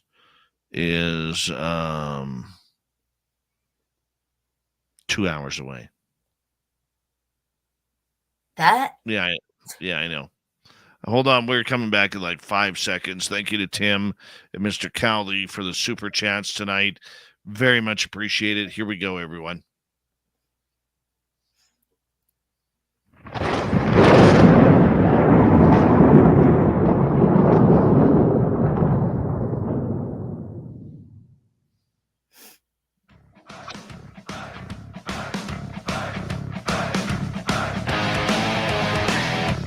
We passed the halfway point of Spaced Out Radio tonight. Good to have you with us. My name is Dave Scott. Very much appreciate earning your listening ears. Want to remind you that if you miss portions of this show or others, check out our free archives. YouTube.com/Spaced Out Radio. Do old Davey the favor. Hit that subscribe button. Our website is spacedoutradio.com. We have a plethora of features for you, including rocking out to Bumblefoot, reading Shirky Poo's Newswire. Check out our swag as well. Follow us on Twitter at Spaced Out Radio, Instagram at Spaced Out Radio Show, and on TikTok at Spaced Out Radio. We continue on tonight. We have her till the top of the hour. Paranormal investigator Taryn Kerper, who also has a podcast called Paranormal Brew. We're glad that she's here. I've had so much fun with you tonight, Taryn. Thank you for doing this. I hope so. I hope I'm answering the questions, good, that people are understanding, because I tend to go in circles and talk faster than my thoughts. So it's one of the things with having ADD and being an investigator. It's hard. It's hard to focus. It's hard to, you know what I mean? So it's a challenge, but I work on it every day. Well, you're a real trooper tonight. You are a trooper, staying up late for us. So thank you for that. Right before the break, you were kind of getting into, what is a ghost? Yeah. Is it a different dimension? Is it a spirit? Is it a former human? What is it? I mean, it opens up so many doors as to what is really out there. Where do you figure we are regarding all of this? We're about this big. I think we wouldn't be. I mean, the universe is so huge. It's infinite. And I feel like there's so much out there that we have no clue, even the slightest of what the possibilities are endless. We're no closer to any answers. No. We are really no closer to any answers. This is why I always say, if somebody, there's a lot of charlatans out there who say they've solved this. They know what's going on. They know everything. Stay away from them. Stay the hell away. It's not good. Not good. Let's get to another question from our audience here. Let's go to Shiro. She's asking. Taryn, do you ever use dowsing rods to ask spirits questions? I've used them twice over the years. Again, I know people that have used them and they know how to use them very well. Myself, I mean, I put them in my hands and I was standing there and they just started to go, and I had no idea why. It kind of freaked me out a little bit. And this was at a location in North Jersey. But people I know that use them. And for me, I still think that there's just too much of a chance of, and I'm not saying people do it on purpose, but I feel like there's too much of a chance of a manipulation there with your hands. There's no way that you can be 100% completely still, and because the slightest little movement with those things, they move, and I know, I see it. I see people use them and they cross when they say to cross, and they do this and do that, I mean, is there something behind it? I there could be, yes, but they also were used to find water. They're also used for other things. So it's so hard to just pinpoint one thing and use that and say that, use that as evidential, you know, documented, you know, evidence, I guess, if you will, because there's so many other factors that could interfere with the rods. It's the same thing with the equipment. A lot of people don't understand that their cell phones can cause it to go off. Their walkie-talkies can cause it to go off. Themselves can cause it to go off. You have to know how to use all that stuff to know if it's working, right. Right. Well, let me ask you this. What has convinced you over the years? Was there a particular piece of evidence, or was there a particular case that you worked on that really led you to believe that all of this was very real? My first experience. When I was in Gettysburg the first time, I had several experiences that weekend, and that are very unexplainable. That was when I started to think, I want to say I always believed in it, but I didn't realize that I was always afraid of it. And that was when I didn't get afraid of it anymore. But I think, oh God, there's so many times I can't even pinpoint, I mean, hearing disembodied voices to me, is something, and then catching that on the recorder, for me, that is very validating. What am I hearing? I don't know, or where it's coming from. But for me to hear, I'm scared, and nobody else heard it, nobody said it. And then when you go to, when I listen back on my recorder, you hear, I'm scared. And you hear me go, I heard I'm scared. For me, that's validating that there's something there, either trying to communicate or communicating, to me, that's the biggest thing that I contribute my belief onto is anything. I think I'm my best piece of equipment. I think if you're paying too much attention to all these gadgets, you're losing your surroundings. You're losing your senses around you. I go into a location and I lay on the floor. I don't care how dirty it is.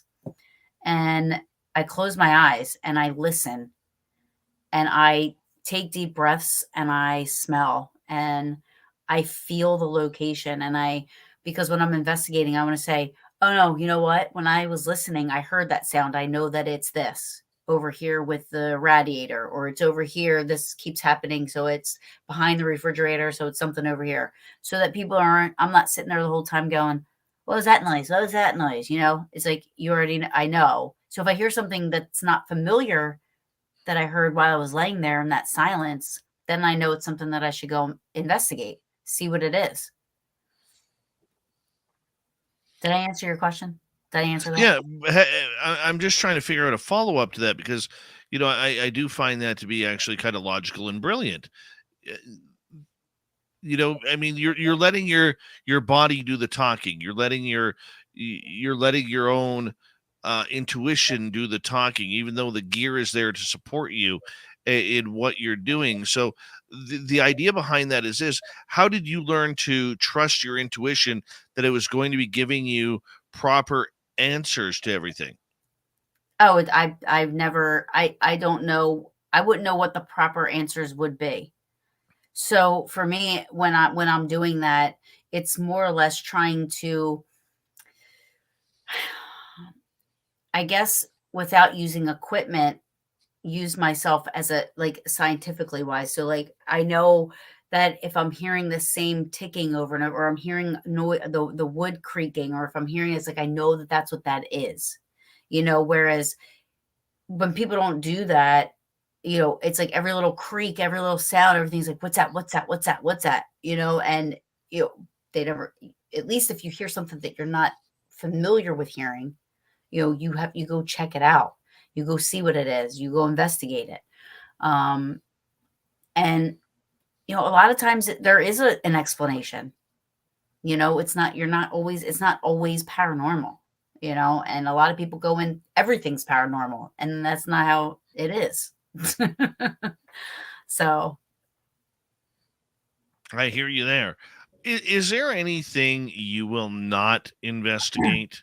Yes. I stand firm on it, and I have, and so far, knock on wood, I've avoided anything demonic or negative. I won't do it. When I was with my group, we had a special response team that would take cases that we called red flags. So there's a questionnaire people get. It's 52 questions. They'd have to answer those questions.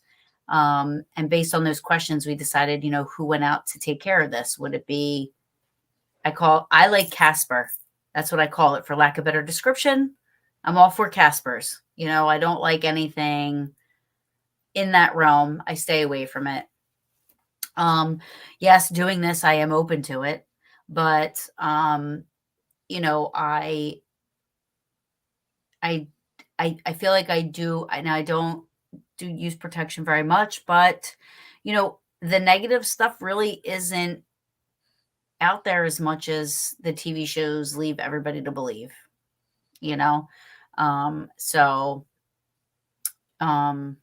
but I won't do it. If somebody came to me and said it's a definite negative case, I wouldn't go. Right. What about anything to do with children? I have helped private cases with kids, but it wasn't anything negative.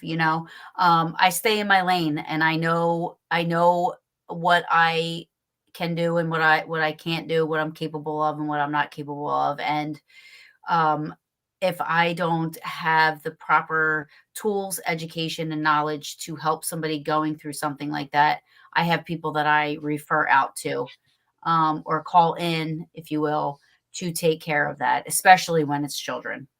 I don't mess around, because, that's people's lives. I agree with you there. Yeah. I agree with you there. Let's get to another question from our audience. Midwest is asking, have you ever heard them call out your name? Yes. Them being spirit? Yes. What's that like? And I have an odd name, so I'm always happy when other people hear it, because to me it validates it a little bit more, because they always question it. But yes, I have heard my name. Interesting. Follow up from Midwest. Have you ever had any hitchhikers follow you home? How do you personally get rid of them? Nope, I have not. Like I said earlier, I believe that spirits are where they are for a reason. If any have followed me home, I don't know that they have. So, if I know that I have known people to say that they have had that happen, and what they have done is gone back to location and opened their car door and said, "Here's where you belong. Get out, leave me alone, stay here. I'm going home," which is something you can always do before leaving a location. So, thank you for communicating with me. Now you have to stay here. I'm leaving. I'll catch you around, if you want to just go that extra step to protect yourself. Always take that step. Let's go to I'm Spirit Wolf Linda M, who is asking, hey, Taryn, do you want to know about the history of a place before you investigate, or go in not knowing, then validating? So I do like to know, and I've investigated both ways, not knowing anything and then knowing, and I prefer to know the historical facts of a location. The ghost stories, I don't need to know. Other experiences people have, or what people may think is there, we call him Steve. He was the captain of the boat, I don't need to know all that. I just want to know the historical facts of a location. The only time that would be different is if it's a private house. Obviously you need to know what the family is experiencing. along with the facts of the property. So that would be the only way that it would be different. I work with some psychic mediums. They don't like to know anything about the location. So that's up to them. But as far as I go, being a paranormal investigator researcher, yes. Private locations, I want to know everything. I'm all up in your medicine cabinet. I am under your bed. I am in your business. But that's how it has to be if you want the help, and it's all confidential. It's not like we're taking the information and we're running around and, blasting it on everywhere. It's in complete confidence. Nobody would ever know that, but, like historic locations, I just want facts, and, stuff like that.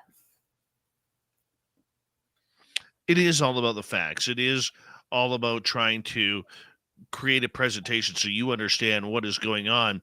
And, you talk about, hearing things and voices and everything. Applesauce is asking if you could pick up something in silence, then what happens in a crowded place for you?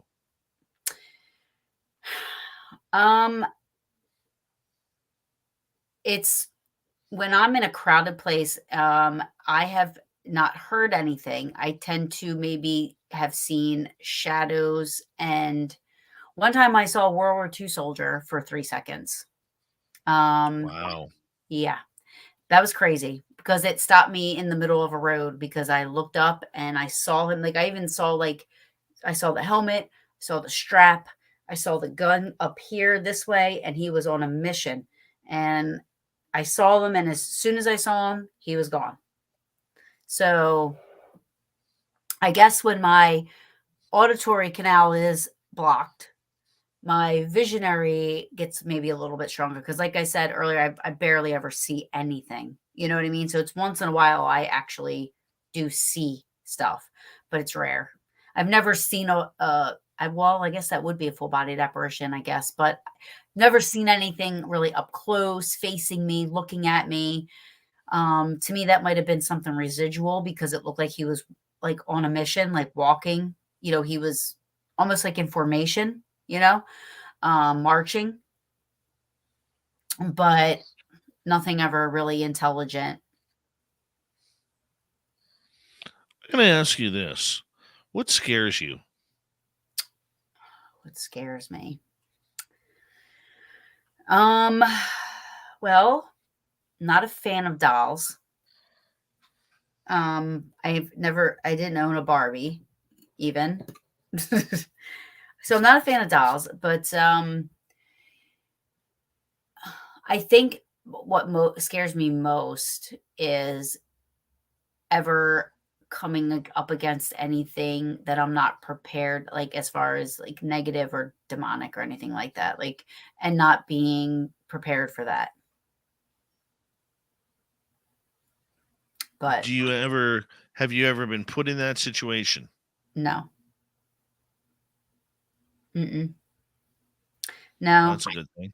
I'm also really, really afraid of roaches. Like deathly afraid of roaches. Like I will freeze up, rigor mortis, not move, pass out, afraid of roaches. Wow. Wow. I know. It's snakes and sharks for me. Oh, I love snakes. Nope. No. Science Bob once took a picture of him having a snake in his pool down in Alabama. And I just looked at him and I said, Bob, I apologize, but you're going to have to torch your house now. You're just going to have to. There's no choice. It's done. It's over. Right? Yeah. No, I've actually had, like 5 snakes at one point. I did at one point. I had snakes. I actually had a little Canaan alligator. Don't ask me. It was when I was living in Ohio and we weren't allowed to have furry babies. So I went reptile and just went all out. And I have a picture of it and everything. But, I also had an iguana at the time and they were both going to get to be the same size. And I'm like, I can't have both. So I got obviously got rid of the smarter choice. My dad was like, what do you have a freaking alligator for? Get rid of it. Like, what are you doing?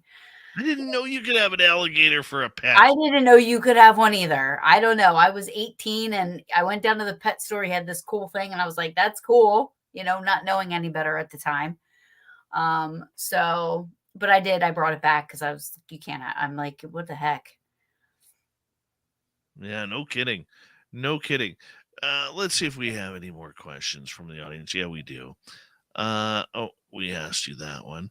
Raz is asking, is mainstream not going to ever be convinced? Does he mean mainstream, meaning what? Like the mainstream public? You know what? I think more people believe than ever before. I mean, think about the people are believing the fake YouTubers. People are believing all that fake stuff. People believe in Zach Baggins. People believe in, all that stuff, and I think people are believing more than they aren't believing anymore, but we'll never be able to 100% prove the existence of ghosts. Like we used to do lectures all the time. And one thing that my director used to say that stuck with me, and it's so true, because, we were doing a lecture one time and this guy said, prove to me ghosts exist. And he said, I can't. And I looked at him. I was like, what about all these EVPs we got and stuff? And technically you can't say that's a ghost because we don't know what it is. Right. But he said, I can't do that, but I guarantee you I have more evidence that they do than you have that they don't. And I was like, wow, that's a perfect answer. Because it's true. That is a great answer. It's because it's true. No, that is wonderful. We have about 2.5 minutes left with you tonight. And this has been just an incredible show. I've had a lot of fun with you, and our audience reaction in our chat rooms has been pretty amazing as well. I mean, where do you see the paranormal going as we get ready to turn the calendar on 2022 and go into 2023? So I really do see a lot of groups out there now taking advantage of putting events together for a lot of good stuff. And that's what I love. I'm going to be a part of Paranormal for Peaches. So it's a paranormal event that all the proceeds go to the local animal shelters. And I'm a huge animal supporter. So for me to see the paranormal come together to do stuff like that is beautiful for me. I'm a part of Gettysburg Battlefield Bash. The proceeds go to wounded warriors and sick children, terminally ill children. All the proceeds, we raised over $18,000 last year. And it all went, yeah. Paranormal for Peaches he's in his 9th year. I mean, he's raised over $100,000 for local animal shelters. I mean, it's amazing, and it's our paranormal community that does this stuff. Also, in July, I'm a part of it's for homeless veterans, our military veterans who are homeless. It's going to take place at the USS Salem battleship, and it's an event, and we're going to sell tickets for it. And 100% of the proceeds go towards a national charity that houses and feeds homeless veterans, and helps out homeless veterans. So stuff like that is what I love to see. This is positive stuff going back into the paranormal, and more positivity is going to create more positivity within the field. I agree with you. 30 seconds. Tell everybody where they can find your Paranormal Brew podcast. So Paranormal Brew is on Facebook, YouTube, and TikTok. Also, Stellar Paranormal Events. I'm the assisting manager for that. It's P.A.R.A. Regional LLC. Also, Mcinvile Paranormal and Parafam Entertainment and Studios. Haunted New Jersey, Nationwide Paranormal. Yeah. You're everywhere. I'm everywhere. You're everywhere. Wonderful. So I hope you guys enjoyed it. Taryn Kerper, thank you so much for being on Spaced Out Radio. Very much appreciate you. Coming up next, we're going to head to the swamp. Swamp Dweller's got a spooky story for us. That Bigfoot Michigan Rob filling in for Super Duke tonight on the Cryptid Report. We'll be right back with more Spaced Out Radio, hour number 3.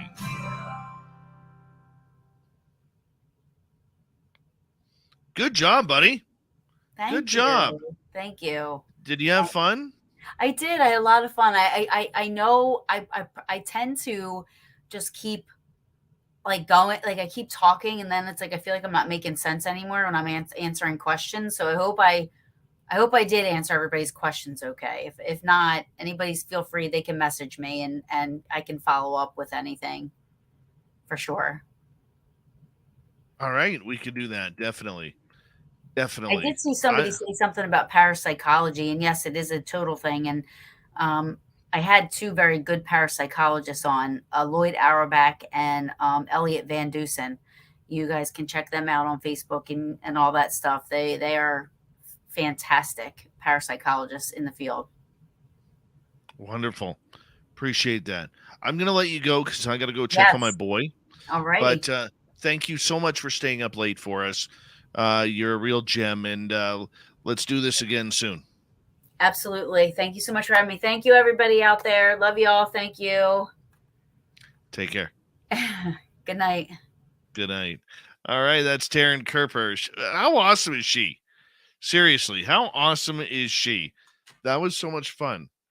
Just a beautiful, different look into the paranormal. I'm going to quickly step away and go see how my son is doing. Hopefully he's still asleep. I will be right back, and we can play a game called What Color Bandana is Bigfoot Michigan Rob Wearing Tonight? We'll figure it on out. Be right back.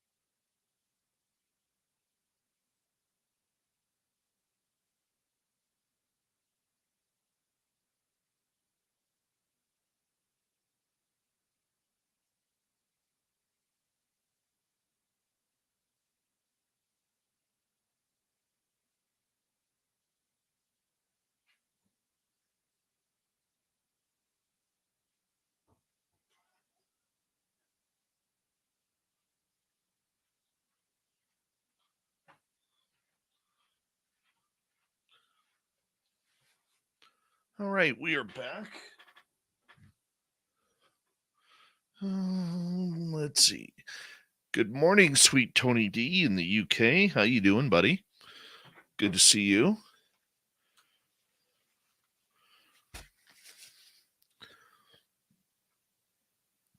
Paranormal Brew, thank you for subscribing, by the way. El Avni Volador wears pink ladies' panties. I don't know where that jerk is, but he's been around. Michael Fontaine, good to see you. And who else is here? Ed Parnell. Good to have you here, man. Mm-hmm. Raul and Kevin going with a blue bandana tonight. Jules says red. Hi, Coral. How are you? Good to see you. We got 10 seconds. Thank you to Forrest Louie, Susie, Tim, and Mr. Cowley for the super chats tonight. Very much appreciate the love. Here we go, everyone.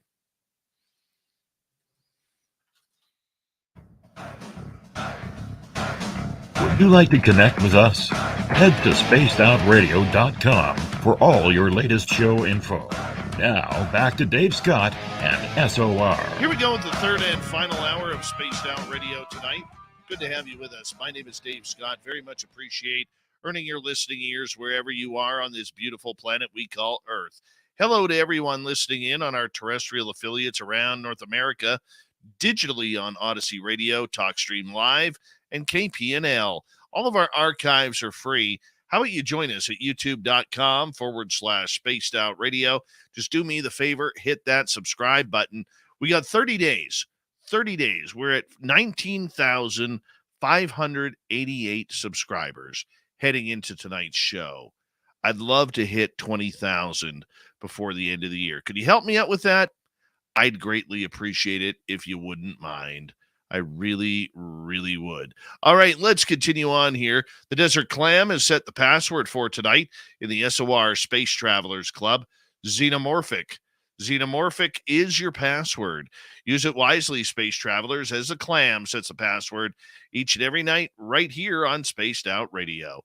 Our website is spacedoutradio.com. We have a plethora of features for you.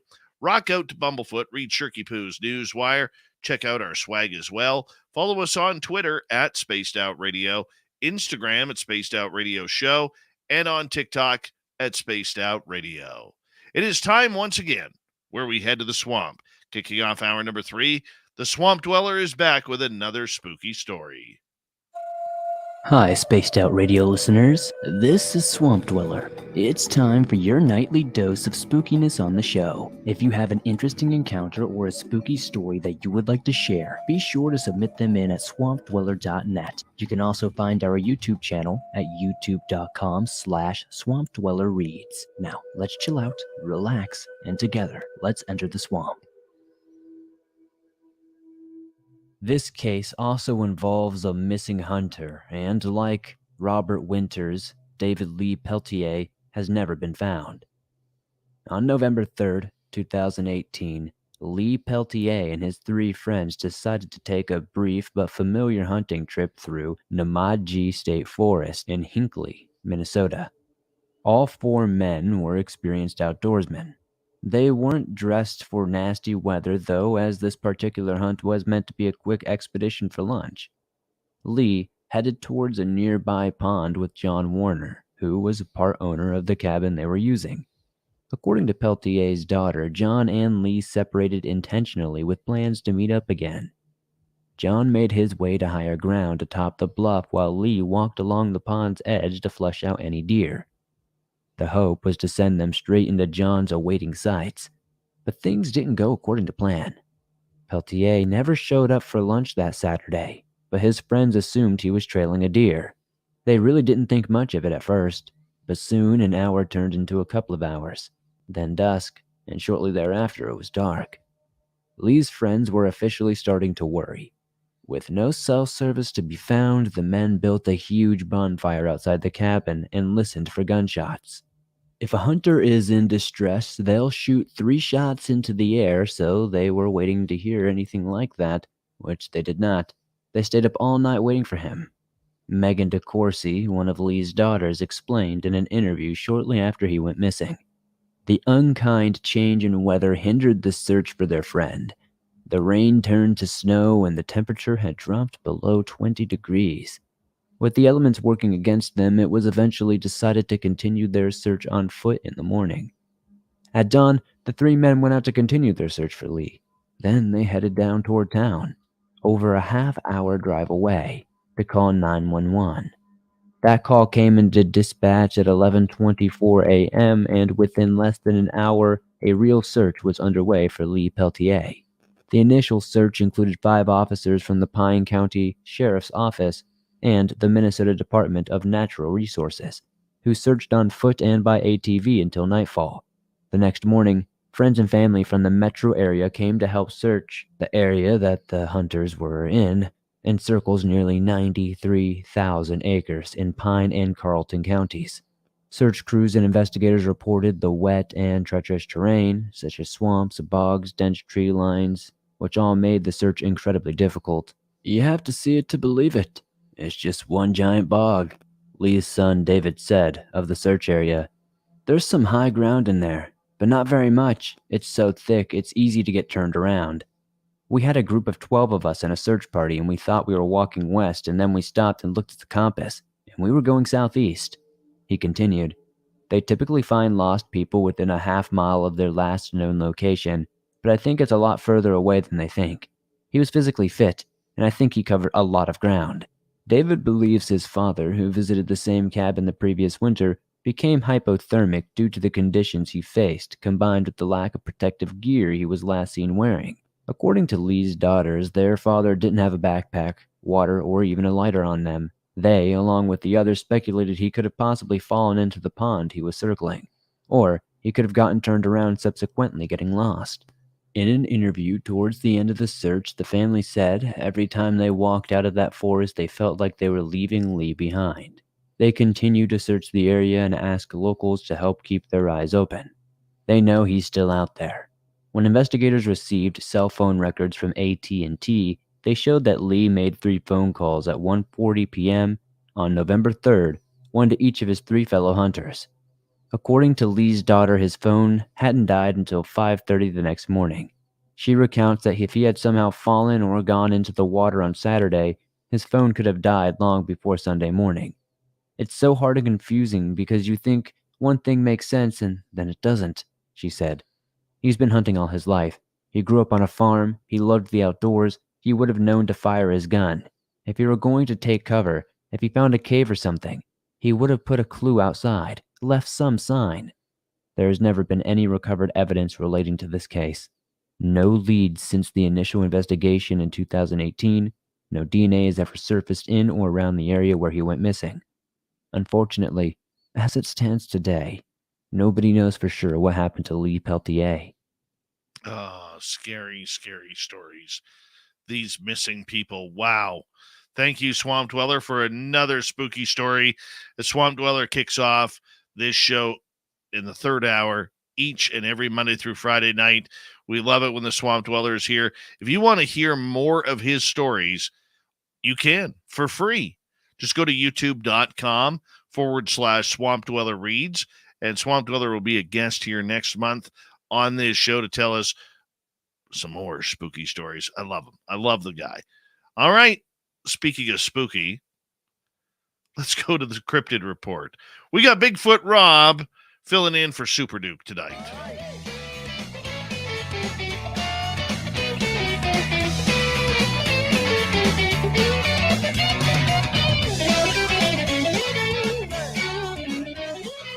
Do-do-do-do. Do-do-do-do. Look at that. Thank you, Bigfoot Michigan Rob, and your blue bandana tonight. Yes. We really do appreciate it. Now, for our radio listeners who are tuning on in, Bigfoot Rob always has a different bandana on. So it's become, every time he comes into our chat room, what color bandana is Bigfoot Rob wearing today? So tonight we have a blue bandana with looks to be like teardrops or something on there. These are teardrops, Dave. Very good. And I was I was reading through chat, and a lot of people had made mention that Rob is probably wearing blue because his alma mater, the Michigan Wolverines, dispatched of the Ohio State Buckeyes in formidable fashion, I might add. However, I'm not wearing the actual blue because I wanted to throw our audience off just a little bit, and they were close. And Dave, I'm kind of a little, I guess I might say embarrassed a little bit. I sent you a text the other day. I've been out of the loop for a little bit, and then there was a newborn. And Dave, I did not know if it was your son or if it was a grandchild. So I got the light blue for the boy with the little teardrops. Thank you. Congratulations, my friend. Thank you so much. And I FaceTime my daughter every day because I have to have a look at him. I have to see what he's up to. And Yes. and he is just he'll be a week old. By the way, I also want to say a big thank you to our Spaced Out Radio listeners before we continue, Rob. Yes. Tomorrow is an historic day for the mighty SOR. Okay. Did you know that? I'm going to plead no. Well, tomorrow will be our 8th anniversary of being on the air. Wow. Not a lot of shows out there make it that long. We're number 8, going into birthday number 8. And so, hey, you know what? Man, I said I was going to make some decisions, when I hit the 8th anniversary, but I want 10. I want a minimum of 10 of doing this. Minimum 10 years. Dave, I think 10 is a great number. Then what you can do at 10 is just look back, reevaluate, see where you're at, see what you want to do moving forward. And then I say your decision should be to move for 5 more. But you got to make that decision in 2 more years. Well, I'm definitely signing a new 2-year contract with myself. Okay. We are in negotiation right now, and I definitely want to continue myself. But the boss side of me is pushing me pretty hard, wants me to take a pay cut and all that kind of stuff. But the showman in me is like, hey, I'm the star of the show, man. I'm not taking a pay cut. You're going to give me a raise. Well, being that you're your own agent, I'm sure that in the next 2 years you can work out something financially, because you're a smart guy, and I'm sure that you'll pave the way, just like you've paved the way for 8 years of success. Fabulous show, Spaced Out Radio, Dave Scott.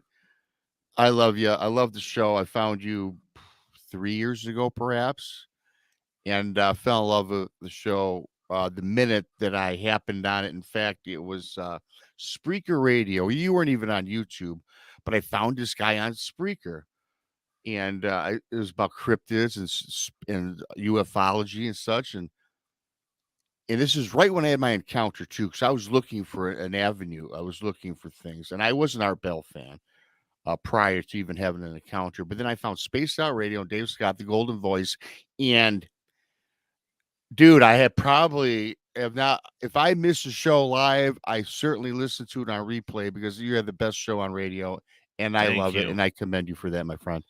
Thank you. And I was talking to one of our radio station owners tonight in Len Novin down, who owns the Bull and the Rattler down in Apache Junction, which also bleeds into the Phoenix, Arizona area.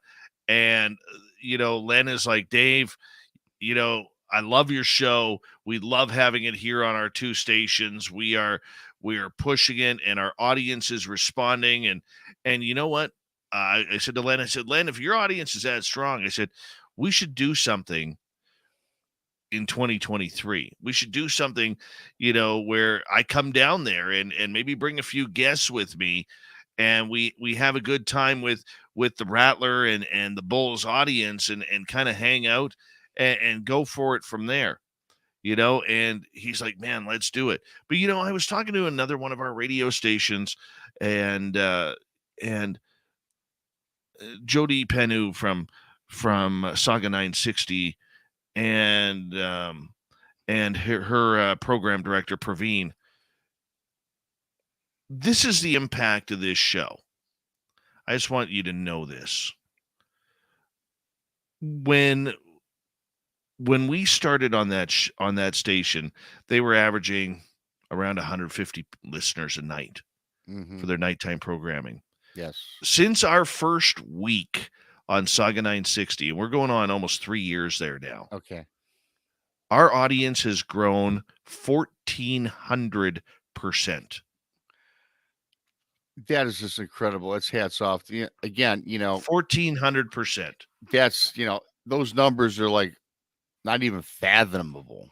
I mean, no, that's just, that would be something that I would sit back and dream about. Hell, most people dream about going 150, 200% would be like a time to cheer. But at 1,400, the numbers are, it's infinity. It's past. It's blown up that big. But you deserve it, man. You put in the work. You have great guests.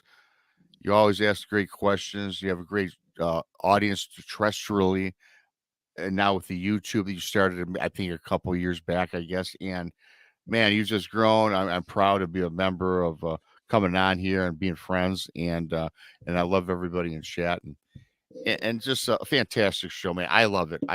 I do. And congratulations, man. And here's Grandizer. The Rattler is a small station, though. I listen to the Rattler for Spaced Out Radio. I've not tested the signal in the vehicle in Phoenix. City of Tempe picks up the Rattler clearly, absolutely. So we have, hey, we're a growing audience out there. We're a growing audience in many areas, and we're going to be adding a new station here very, very soon in the beautiful state of Utah. Maybe, just maybe, near Skinwalker Ranch. Maybe. Ooh. And that's going to be awesome. And we're just trying to line that one up here as we speak. So it's been a good run. It's been a good run. I think it's a fantastic location. I'm just hoping, though, Dave, that, all of the magnetic fields and all of the weirdness, doesn't have come into any play with the connection, with the broadband and everything else, the internet and everything else going on, because that is such a strange place. But at the same time, it's iconic, and I think it fits the bill perfectly. Well, a lot of, I don't want this to, we got a lot to talk about here right. coming up, but I just want to say this, I don't care what size radio station we have, Yes. if it's in a small town, okay, or if it's in a metropolis type area. I really don't care. What I care about is the locations that care about product like we have. Yes. Like I would love to get a radio station in Roswell. I would love to get a radio station in Sedona, Arizona, where the woo is the mecca of what those towns are all about. That's what's important to me.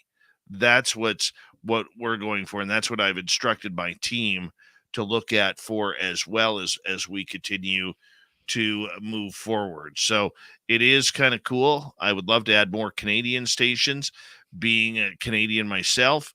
But, I just want, going into our 8th birthday, I just want to say thank you to a number of people, Jody Pennu at Saga 960 for really putting the trust and faith in our programming, and to Len Novin and Ryan O'Neill for their support, and namely from KZFX in Ridgecrest, California, Chuck Contreras, who has been an absolute mentor and just a rock behind this show in really helping me develop it. Chuck is just an ace of a gentleman, and I can't speak highly enough of him.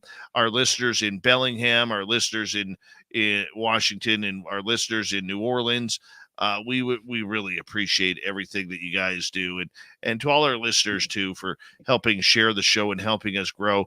We're one of the only radio shows out there in this genre that is started from scratch. We didn't have a big company who backed us. We didn't have that. We've done this all on a pipe dream, because I have a radio background. So it's really cool, Rob. It's really, really cool to see the reach that we have pushed this to, and it's only getting bigger. Yeah, and you mentioned it, quality and putting out quality and not caring about how big you get, but just putting out the quality content, which you do every night, is really the key to most everything. Quality, not quantity. Like a lot of people try to push quantity, and they say, you know what, screw quality. Let's just put out quantity. Let's put out 1 million videos, or let's be on every station in the world. And if you're not doing your job, then people see into that, and they figure out what your agenda is, and your agenda is that of quality and getting the message to your loyal listeners. So appreciated. I appreciate you, my friend. We got 3 minutes to go here before we go to break at the bottom of the hour. Tell me, what are you teasing us with tonight? Well, yeah, I can tease you. What I've done, Dave, much like, thinking from the quality aspect, on my channel, Bigfoot Mystery Rob, I do some encounter stories from subscribers. But you know what I've also done? I've done that. I've done okay with that. But now I'm diving into some of these national park and state park encounter stories. And what I'm doing, I like Dave, these. and what I'm doing actually, Dave, is, and I still have the subscribers. I read those, but I do the research on these. I go online, I read them, and I fashion them into a report and a story. And I've been doing this for a couple of weeks, and it's going quite well for me. And like you, Dave, I've been doing this for a while on the channel. It's like, man, I just got to make sure I get good quality content out there. Not necessarily have 1 million videos, but just to do something that people are going to want more of. And I find that these encounters in these national state parks are fascinating. You can tie it into the missing 411. You can tie it into researchers out in the field that are trying to find out more about these enigmatic creatures. And now I'm really immersed with this now, the new part of what I do, amongst the other things, with the live shows that we have a couple days a week and such. And yeah, I'm really loving life right now. I do miss the bar. I miss it. I know, I remember back in the day, broadcasting your show from the back of the bar, and we had some great times. That's when I first met you. Actually, I called you from the bar. You go, man, we got to have you on doing a broadcast. So we came up with the Woo game, and we came up with the Plethora game. Everybody had have a drink, or buy a drink, and it worked out well. Then, of course, I sold the bar, but now I'm 100% into this research and into this quote unquote YouTubing, I guess you call it, whatever you want to call it, media relations. And I'm enjoying it, man. And because of you, man, I really owe a lot of it to you, because I looked at you just watched you, said, man, I got to start doing something like that. And I did. And right now I'm happy. I'm pleased with where everything's going right now, man. So thank you for that. It's kind of like a mentor. You're way too kind. Yeah, You're way too kind. Just like you, Rob, I put my radio voice on one night at a time. That's it. Yeah, that's it. I don't have a radio voice, but it's I work on that too. Well, the one thing that I can guarantee for both you and myself, my friend, is we both have faces for radio. We definitely have faces for radio. And you know what? This is where I'm going to say right before we go to break, this is why I love meeting our fans, and this is why we're putting on our second annual Las Vegas fan party at the Golden Nugget Casino and Resort in Las Vegas on the old strip, May 19th through 21st. We would love to see all of our fans, or as many as possible, show up and join us that weekend in Las Vegas to hang out, have some woo, be a part of a live YouTube show that we're going to do, and meet some of your favorite guests there who come on this show as well. We'll get into it more as the weeks go on. Spaced Out Radio continues with the Cryptid Report right after this. All right, we're clear. All right. Thank you for those kind words, man. Hey, well, that. I met them, man. I wear my emotions on a sleeve, and if I say something, I mean it, and I'm not a fluff guy, and I did mean it. So, yes, you're welcome. I appreciate that, man.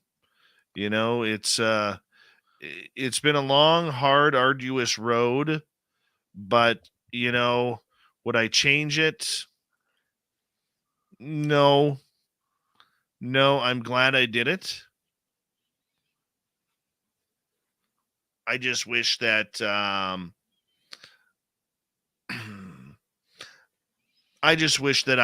earlier on I would have chosen better people to be a part of us, people who had our best interests at heart, not their own. That's. But you got to make mistakes in order to learn from them. You know what I'm saying?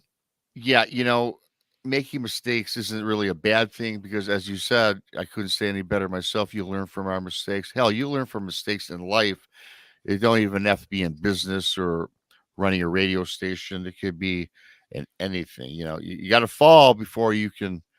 What's the old saying? You've got to crawl before you can walk, before you can run, and a lot of times you got to take those pitfalls in life moving forward, and that happens, man. But you know what? You're better off for it because that enables you to build a more powerful entity, business, station, whatever your goal is in life. It doesn't even have to be media. It could be, a factory worker, a bar owner. It could be, a retailer, a Walmart. Whatever you need to do just to improve on yourself, and always surround yourself with people you can trust. And I was fortunate with the bar for 13 years because there was this part of my life where I got dark when I had my encounter, and I gave the keys to my manager, and I told her, "You're not going to see me for a while. Just take the money and put it in the bank. I hope you don't rip me off." And 6 months later, I showed up to work, and every penny was accounted for. That's the type of people you need to be surrounded with. Oh yeah. So. Yeah. I agree. And I think, our team from Cat and Dirty Filth to the Weekend Cruise to Terry Hall and Chuck Contreras and others behind the scenes, Justin and Ashy. I mean, it's just incredible. Absolutely incredible that it's 8 years. 8 years. Yeah, the only bad thing about that is at the time. I find when I turned 50 a couple of years back that the time just flies by now. That's the only thing that I am kind of like, ugh. The time just goes by very fast. I can't believe I've had a channel for 2 years. I started marketing it last year, and I only had a channel because to do my encounter, and then here I am doing this, and yeah, time flies. Time just flies. I remember my niece and my nephew were 5, 6 years old. I used to fly from Chicago every weekend to watch my nephew play football at the age of 5. I remember it as plain as day. Now that kid's like 28 years old. I'm like, geez, oh, Pete's. Oh yeah, dude. It goes quick. It goes way too quick. Like I remember, like I was saying last night, I remember when we started this show and we had 12 to 15 listeners on average. And I remember thinking, I was so stupid and naive in this field. I remember thinking, like, where is everybody? How do we, how am I going to do this? And I figured, well, this is what I got to do. And I just put our head down. The evolution of social media has been a blessing point and a detriment at the same time. Absolutely. Social media is tough. It's very hard. It's just ever evolving and changing, and it's difficult to keep up, but we've got the right people now where I think we're getting into place here, Yeah, that's the key. People make the person. I mean, and not the person, not your personality or how you act as a human being, but the people behind any project or business are Yep. key. Without them, you're really nothing. You could be the Absolutely. best in the world, but if you don't have people surrounding you, it don't really matter. You got that right. All right, my friend, we're going to get going here. Stay tuned. Sounds good. Yep.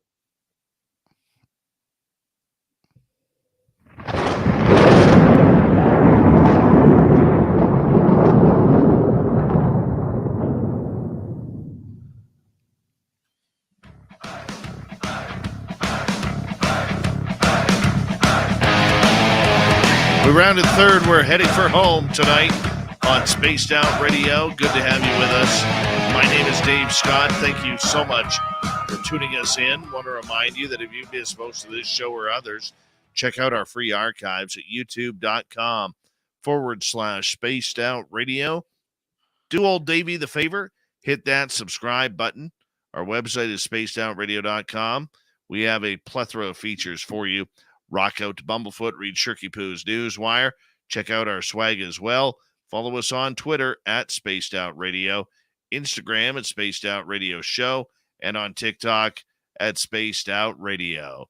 The Cryptid Report tonight has Bigfoot Michigan Rob filling on in for Super Duke for World Bigfoot Radio. Coming on in with the Cryptid Report. Rob, thank you so much for joining us. What do you got for us tonight? Dave, as I had made mention a little earlier, I've got some reports that I kind of researched these, and I'm looking at these reports coming out of national and state parks. So I've read the reports, and I've kind of fashioned them according to for delivering them to the audience. So I hope you enjoy it. And again, it's a combination report with a little story behind it. So let's get started here. National Park, Salt Fork National Park. According to the USA Today, this park in Ohio claims to be one of the most heavily saturated areas in the state of Ohio for Sasquatch or Bigfoot sightings. Excuse me. And this report starts out with two hikers, John and Larry. They decided to spend the afternoon in this national park, as they often do. They're out there to be with Mother Nature and explore all that she had to offer them. The two men had grown up together and often made this a monthly ritual to go off and hike upon their favorite trails. Throughout the years, the two friends had never experienced what was lurking in the shadows for them on this sunny winter day in January of 2012. Quote, John, we should not be here, he exclaims as he and Larry came upon a shadow in the woods. It stepped out of the tree line to give them a full view of something that today is hard to imagine. To their disbelief, a hairy, upright creature standing about 7.5 feet tall emerged and was walking on two legs. The two men looked at each other, and for that brief moment of glancing at each other, their terror heightened as this possible Bigfoot or alleged Bigfoot, Sasquatch, had growled at them, showed off red eyes, and then disappeared back in the depths of the tree line. And that, of course, that came out of, again, as I mentioned, the Salt Fork Forest in Ohio. A lot of things go on in Ohio, Dave, that I'm really starting to realize. Oh, there's a lot of weirdos and creatures in Ohio. I mean, you think of the Loveland Frogmen, Bigfoot, Sasquatch, Dogman, The Ohio Grassman, the Grassman. Oh yeah, hauntings, everything. It's amazing. Not to mention, their weird football team that, of course, the Wolverines took care of last Saturday. You leave the Ohio State alone. I had a buddy who played there. Well, you know what? Then I will retract that statement. The Ohio State. The Ohio State. Okay. Well, I did go to the University of Michigan. That's why I have such a passion for it. But I get it. I get it, Dave.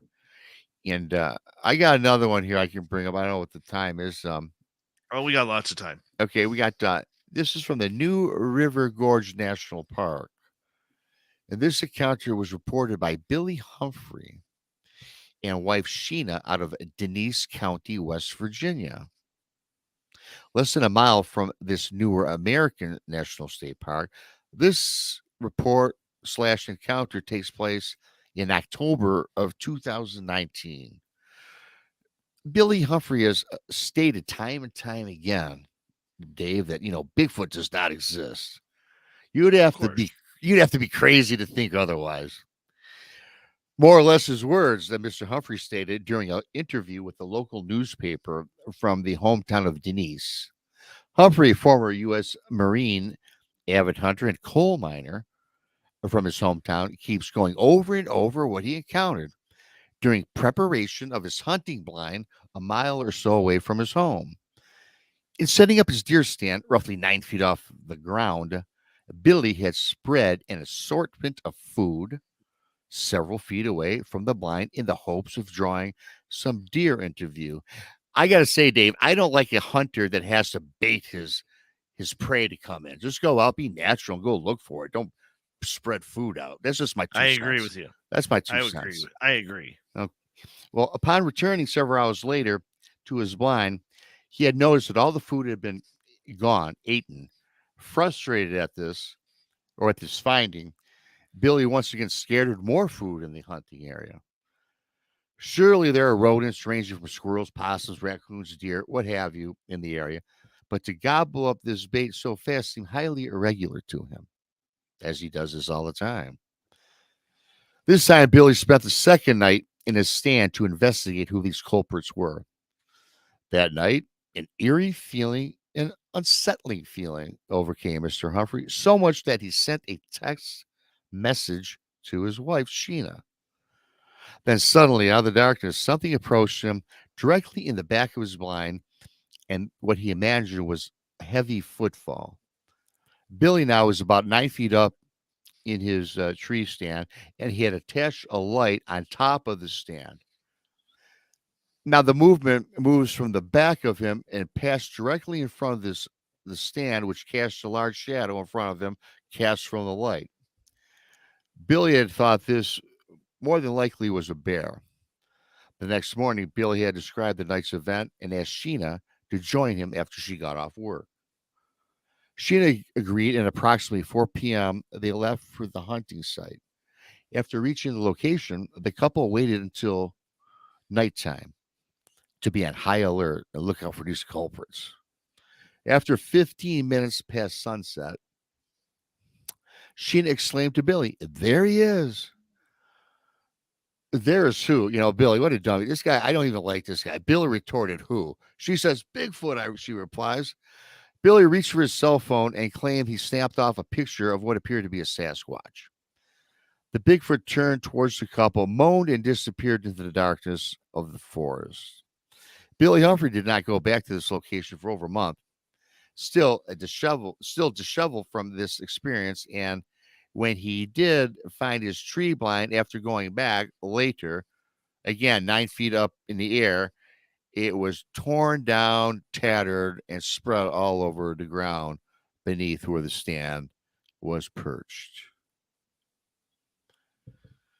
That had to be something strong and definitely able to use its hands, not paws, hands, in order to make that happen. Oh, yeah. I mean, absolutely. I mean, he sees a shadow of a bear, and you got to think this, whatever this was, we'll call it a Sasquatch, I suppose, or cryptid of some sort. It goes 9 feet up, as you made mention of, takes his hands, tears this thing apart. Doesn't make a mention of how big the tree stand was. I imagine it was your typical size blind, and to tear it apart, and that is immense strength. And again, nothing with paws did do that, Dave. I totally agree with that one. Makes very much sense. I think we got time for one or two more here, Rob, if you have available. Yeah, you know what I do, Dave, because I've written several from my research here, and I got one from the Shoshone National Forest. Wyoming, 1972. While at Wild River Range in the Shoshone National Forest, fish and game biologist John Mcinvile, who works for the state, happened upon a very intense Bigfoot encounter. While his first thoughts was that of a bear, again a bear, Dave, that it came upon his campsite. This, according to this story, there was a lot of freshly cooked foods emitting an intense aroma into the fresh Shoshone air. John had been tucked away in his tent after a fine evening of eating some bacon, beans, and a fresh half pot of coffee. The time had gotten away from John as he was poised for a good night's sleep, with the next day's planned event of getting up early and trying to snag a few trout from the crystal clear river that ran through the range. The moon was high and bright. John figured the time to be close to midnight when suddenly he heard a rough sounding grunt and a shadow move up alongside his tent. The shadow appeared to be moving slowly and was lowered to the ground when the movement stopped. Mr. Mcinvile raised his right hand and smacked at this animal through the tent wall, while yelling and shouting rather loudly at this again apparent bear. The smacking at the animal and shouting through the tent seemed to ward off the bear. In other words, Dave, when he takes his hand, he smacks through the tent, he feels something on the other side of the tent. Right. After a few minutes, the creature returned 2 more times up close to John's tent, twice now. Now a third time comes upon him. However, this was a lot different, Dave. The body or shadow that loomed close to the ground was now standing upright. Oh my. On its legs. And then the image cast in the shadows was not that of a wobbling bear. It stood firm and taut. This was no bear, John thought aloud. And again, I thought it was not either as I was going through this. He struck out towards this creature when suddenly the tent, an arm, as he describes, came crashing down on top of the tent. Just before the tent collapsed, John noted that at the end of this arm was a hairy, outstretched hand, oversized hand that looked much like a human-shaped hand, and it certainly was not the paw of a bear. He said distinctly that he noticed at least 4 fingers and an opposable thumb. Right. The crashing down the tent seemed to ward off this humanoid-type intruder. After John got out from beneath the tent, he stumbled over to light a fire. He was sitting in an upright position with a firearm now, Dave, reached in his hand. He drifts off to sleep. Now John's awakened by some sounds of something hitting the ground all about him. Rather quickly, he noted that the falling items were pine cones. After realizing that the closest pine tree was several yards away, and there was no breeze in the air, John realized that someone or something was actually throwing the pine cones at him. John continued to look from tree to tree when he finally found his nemesis. The tall, upright figure indeed was tossing out pine cones in his I'm going to direction. get you with that pine cone. The pine cone, the attack of the pine cone, the wild pine cones. Having had enough, John slowly started to walk down the trail away from what he today believes was a Bigfoot. John did report this incident to the local DNR in the area, and he was kind of pleased to find out that this was not the first type of strange activity to report in the Shoshone National Forest regards things such as pine cones being thrown at people, and the wreckage presided in the campsites. What do you? I don't mean to be rude, but why throw a pine cone, man? You know, I don't know either, because I'm going to tell you right now, Dave, I've been doing this for a little while, as you know. I had rocks thrown at me. I've talked to a lot of people on a daily almost, and it's always, you always hear about the rock being thrown. Can you imagine? Okay, you're a 10-foot, 9-foot Sasquatch, and you're trying to scare a person, and you're gunning back and you're gunning pine cones when you can certainly gun a 4-pound rock in the direction. I mean, it is quite, that's not rude at all. I mean, it's either something it's a Sasquatch with a loose screw, man. I don't know. Sasquatch with a loose screw. Yeah, yeah. I mean, Dave, if you were 9-footer, man, is that not a? But is that not a Austin Powers moment? Really, a pine really, cone? Really? what? Hey, man, and again, I didn't alter this, and I'm writing this and reading this. I'm like a pine cone. I thought the same thing you did, but I'm not going to insert the words rock, right? I'm going to present it as I researched it, and that's what it was. And certainly, I could have made it more dramatic, but this is what it was.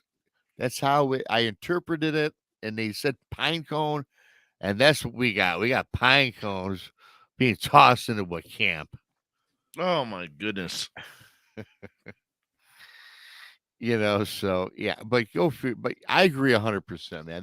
It's kind of quirky, don't you think? Excuse me. Yep. I don't even know what to think there. Bigfoot, Michigan Rob. Yeah. Do us a favor. Tell everybody where they can find your YouTube channel. Yeah, absolutely. It's very easy, you guys. You don't even need the link. I'll put it in later, I guess. Bigfoot's Michigan Rob on YouTube. Type it in, hit enter. I do a lot of reports like these on my channel. I make videos. Also, I got a new show. It's Tuesdays, 9 p.m. in the East, Beyond BMR. Had a great show just earlier today. And I also do on Thursdays at 1 p.m. in the East, Brunch with Bigfoot, Michigan Rob, where I interview a lot of great researchers and experiences. I've been doing that show for now a little over a year now. And I just appreciate you guys come over, subscribe, check it out. If you like it, give the thumbs up. If you don't like it, don't come back again. But I guarantee you this, if you're into this field, you'll dig my show, Bigfoot, Michigan Rob. Thank you, Dave Scott. Again, congratulations on the child, on your success with the show, the 8 years. And I'm probably going to have to come down to Las Vegas and help you celebrate. I missed last year because of a death, an unfortunate incident.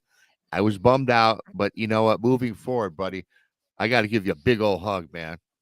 Oh, dude, we totally expect you to be there in Vegas. Absolutely. Totally expect you to be there in Vegas. You know what? One of the things we're going to be doing is Carter Bouchard, who's going to be there, is going to be setting up the SOR poker tournament. Oh, yes.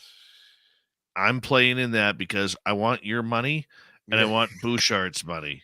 It's funny. I had him on a couple months ago. We were talking that same thing, and he's pretty intense, man. I guess he does it for a living, from what I understand now. Yeah, he does. He's at the casino every morning. Yeah, that's what I think I saw him talking about that on the show some time back.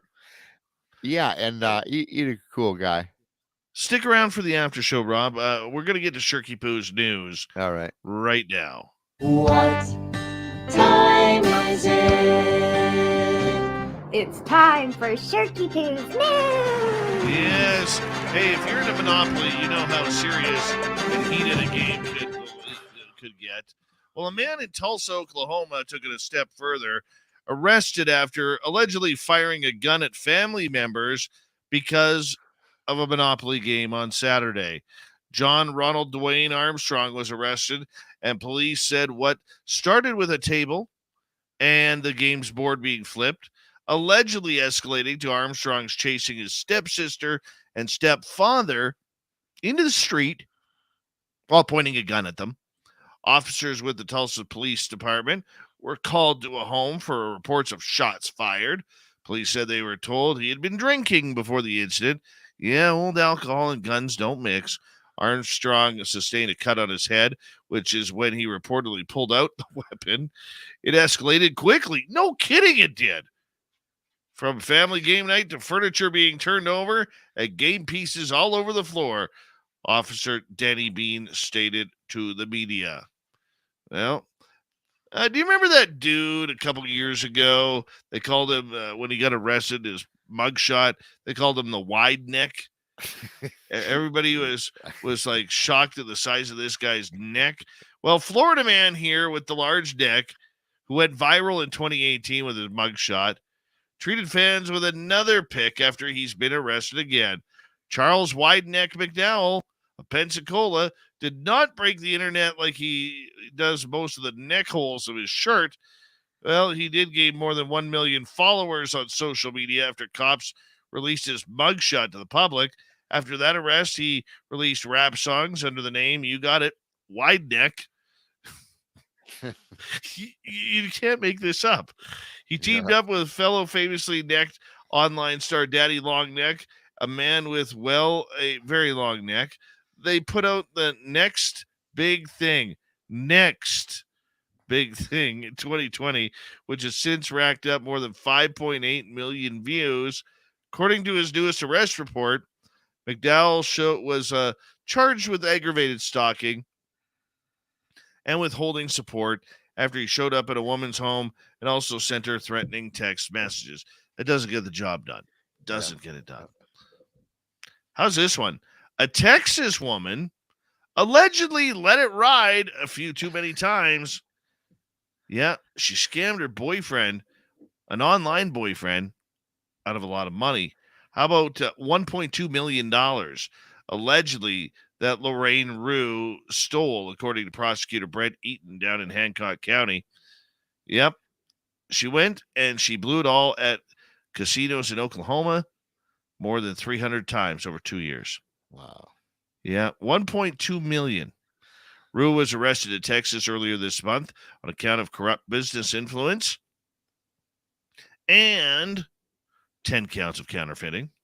Sadly, this is a case in which the victim's heart was in the right place and the alleged perpetrator took advantage of that. Finally, a California man's home security camera captured footage of an apparently confused bear that attempted to make a meal out of an inflatable Rudolph holiday decoration. Yeah, Dave Lester filmed it on his South Lake Tahoe property. Said he awoke Saturday morning to find the inflatable Rudolph he had just put out for Christmas shredded. Sad news, Lester wrote. Woke up this morning to Rudolph laying on the ground, unresponsive. No amount of CPR or duct tape could revive him.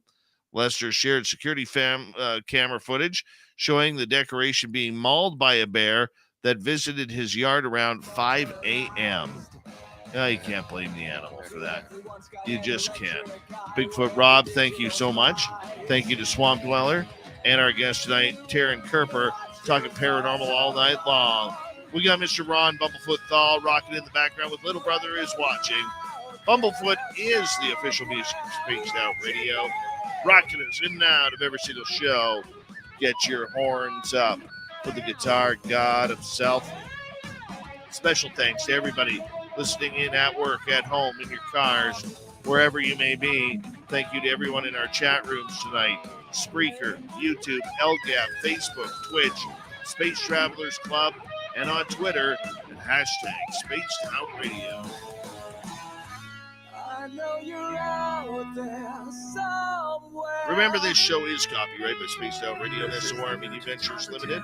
Thank you so much for choosing to share your evening with us, because together, my friends, don't make a mistake. We're watching. We own the night. Mr. Bumblefoot, we need a favor. We need you to take us home.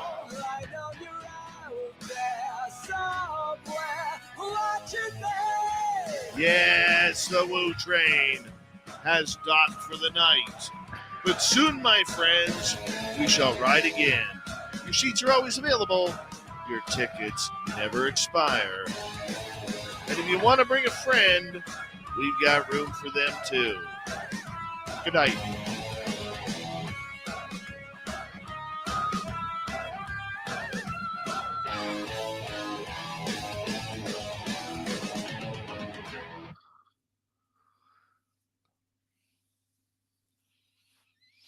All right.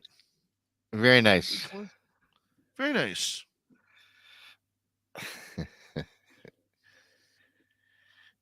Yeah, I just reading some of the chat, the pine cones. The audience, the chatters thought that was funny too. Oh yeah. Oh, I hear you. Oh, feels good, man. Feels good. Let's download this. Open up that. Yeah, so one of the things we are going to do in Vegas is we're just trying to schedule it in on when we want to do it, but definitely want to have a poker tournament while we're there.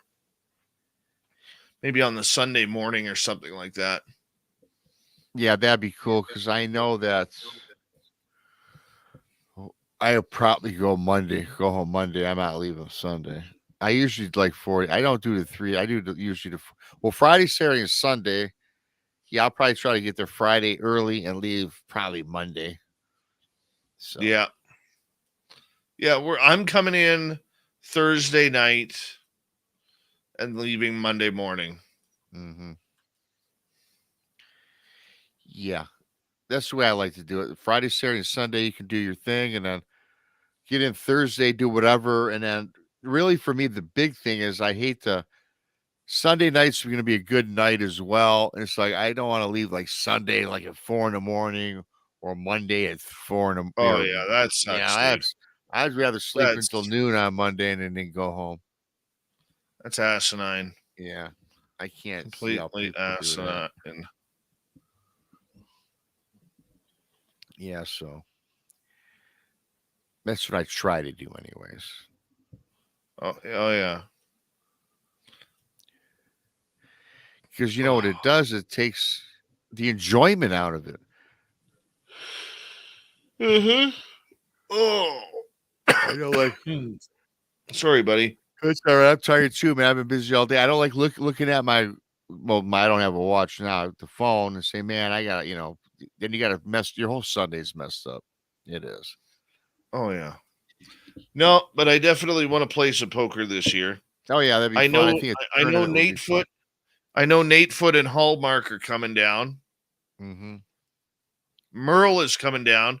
Tracy Scott is traveling from the UK to join us at the party. Awesome. Yep. Grandizer is going to come up from Apache Junction to hang out with us.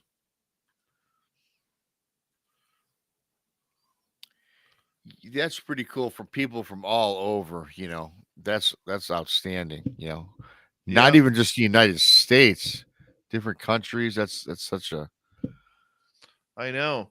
I think there's a good chance that Aussie Ange is going to come. Oh my God! Tracy says they got 4 crazy Scott girls coming. Oh gosh! Cow.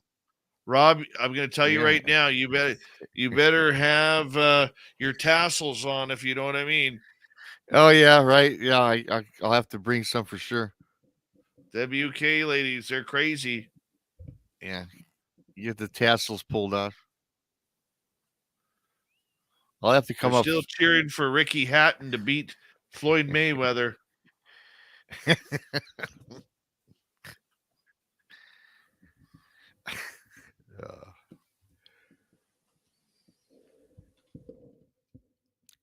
Yes, but yes, that's gonna be a hell of a time.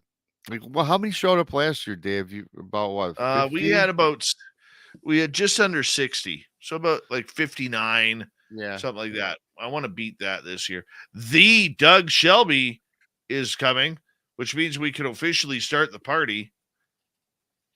Absolutely, like officially starting the show with Doug Shelby. Doug Shelby. The Doug Shelby.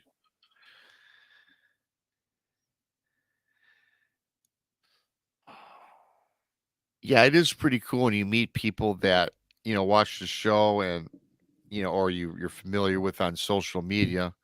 You don't even have to have a show, but like I did 2, it was pretty fun because I had gone to a couple of Bigfoot conferences over the summer and one in the fall. And, I met some people that, I know through, your show, actually some people through our show. And it's so cool to put the face behind what they say in chat or what you talk about maybe on social media. It's so cool. It's really the bomb. If that's even a terminology. People from last year who are coming I know Digger Dog is. I believe River Dogma is. Obi Flett Yeah. is coming. Enzo is coming. Katie Page will be there. Merle is coming. No, Merle wasn't there last year. Oh, he'll be on our special guest page. Anyways, I apologize, guys. Yeah. I'm so tired right now, but forgive me. Who else is coming who was there last year? Ouch.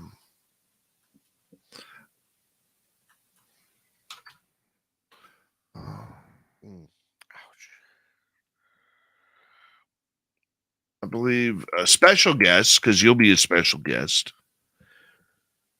You're coming. Nate is coming. Hallmark is coming. Carter Bouchard is coming. Merle is coming. Katie Page is coming. Lorian Fenton. Melinda Leslie. Misha Johnson. Jim Goodall will be here. Grant Cameron is coming.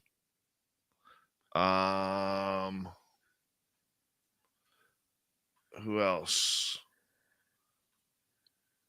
I think Jürgen Hess is coming. It's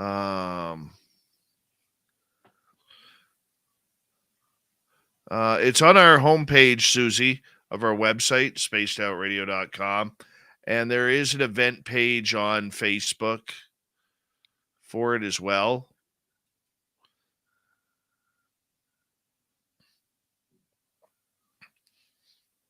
So let me see if I can find that event page here. Hold on. Leroy says he's coming. Super Quest, I hope he's coming. He's the official bodyguard of Spaced Out Radio. Yeah.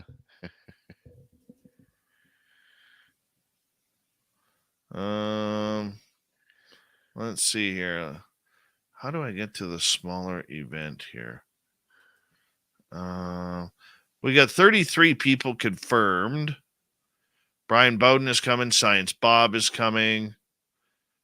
Dirty Filth. Terry Brown. Joe Murgia. Eric Markham. Candy Romero. Scott Rosen. Vaughn Patrick. Jessica Jones will be there. Mark Daniel. Darcy Weir. Matt Bonchi. Jen Lee Baker. Angelina Hardwick is coming. We got 42 interested. So let me see here. How can we do this? Get this to a smaller. Heck, that's already a pretty nice list considering we're not even we're just starting December. So we got what? December, January, February, March, April, still 5 months out. Yeah. Yeah. I'm just trying to get because it's so stupid because sometimes the link is really short and other times the link is like uber long where it doesn't fit in to the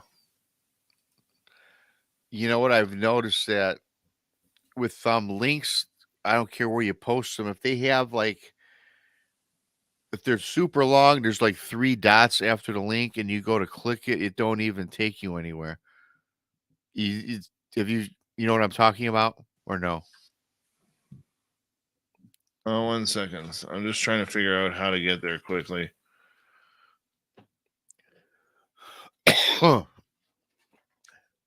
If you type in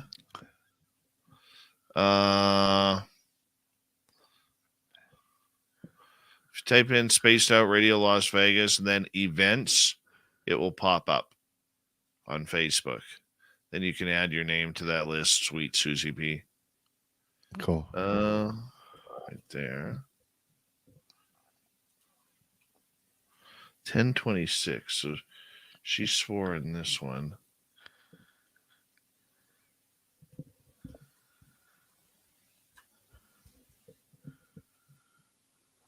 Let me find the swear word here. Hold on. Yeah. No idea.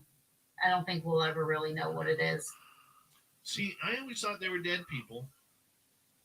They were dead too. We were then all of a sudden we're actually we all moved off, go down the path. Right.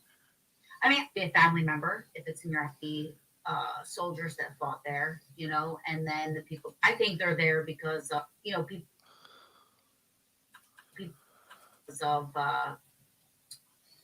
There's millions of people that go there a year to honor them, and I think they love seeing that honor. And so I think there's a million have passed away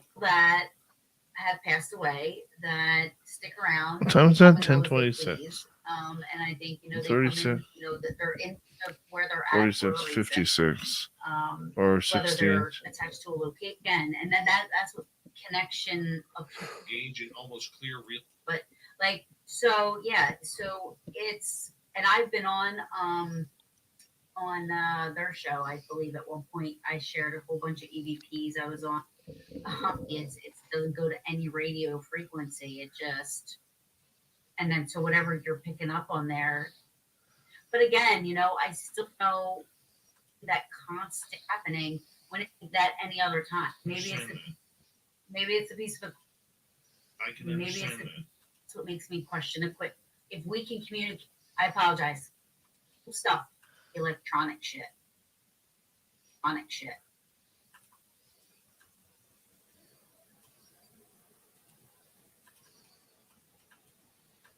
The electronic cool stuff. I apologize. There we go. Stuff. I am sorry. That's all right. That's all right. That's all right. Yeah. It's kind of cool how you can take that out, though, and it's kind of the average listener wouldn't be able to pick up that you edited that. I'll try my best. I love editing audio. Yeah. Video to me sucks, but audio, I love doing it. Yeah. Video sucks. So what else is new, Bigfoot Rob? Oh, that's about it, man. Just not a lot, really, man. I just doing my thing, really, just working on the channel, and I am doing writing now for somebody, a big YouTuber that I write stories for. So that's pretty cool. Keeps me. I'm pretty much busy, 8-10 hours a day, believe it or not. But I still, Are you saying your prayers and eating your vitamins there, Hulk? You talking to me? Talking to you. Oh yeah. Well, yeah. I take my vitamins. Yes, I do. In fact, I did on a note. I saw the doctor. I had one of those physicals, and he's got me on blood pressure medication. And I'm a pretty laid back dude. I don't understand how I gain points on my blood pressure because not too much affects me. Because you're freaking hot, buddy. Look at you. You're freaking hot. Oh, Christ.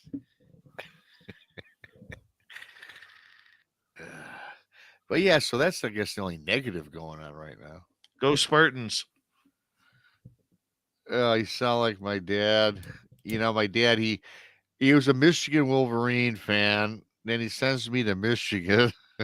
Then he becomes a Sparty. He just did that. He just did that on purpose so we could fight all the time. Go figure. What a quirk. I love him to death. Passed away about 6 years ago. But yeah, Michigan Wolverine. Dad, I want to be, and he was a fan. I want to go to U of M. Okay, that's fine. I get my acceptance letter, and he comes home with Michigan State jerseys. And I'm like, what is this? I thought he was coming home with the U of M, man. Yeah, that's how my dad was. He was kind of odd.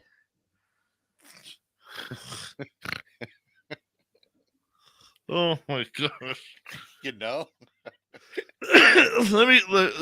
Can I share one with you about my dad? Yeah. When I worked in Vancouver, my dad always listened to the competition, never listened to my radio station that I was on, right? Yeah. And so I get into his vehicle the other day when I was down there a few months ago, Yeah. and he's got my old radio station on there now. Okay. I said, what the hell is this? He goes, what? I said, on your radio. And he goes, it's what I listen to. I said, you didn't listen to that when I worked for them. Right? Yeah. Well, I do now. Oh, Yeah. thanks. Oh gosh. Oh yeah, that's my pop. Yeah. Yeah, they do. Yeah, I think they just do that on purpose. Oh yeah. Yeah. But they'll never claim it as that. Yeah, that was so strange though. That's strange. That's odd too, Dave, of your dad. It is funny. Oh, it's totally funny. It's totally funny. Still a pain in the ass, but totally funny. He probably listens, just don't tell you. He just pretends that he doesn't. Oh,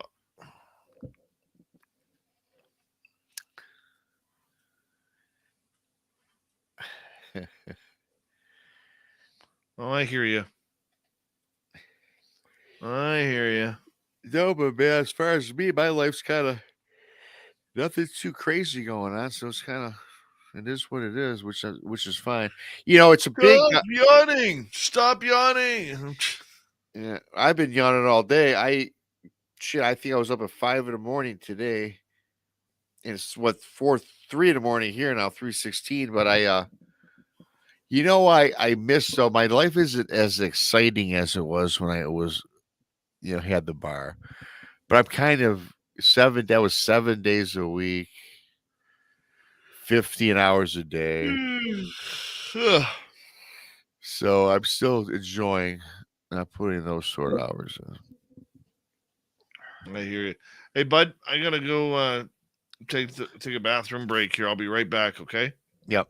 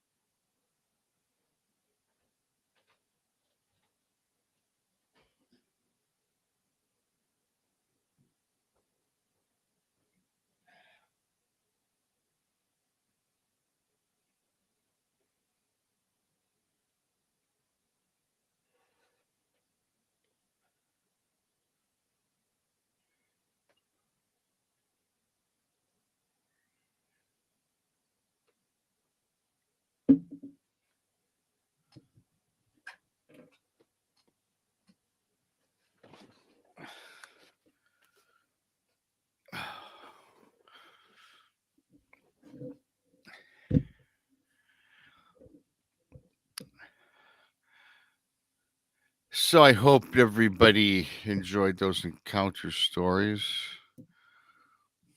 Albeit they were kind of funny, the pine cone one. I do have to admit.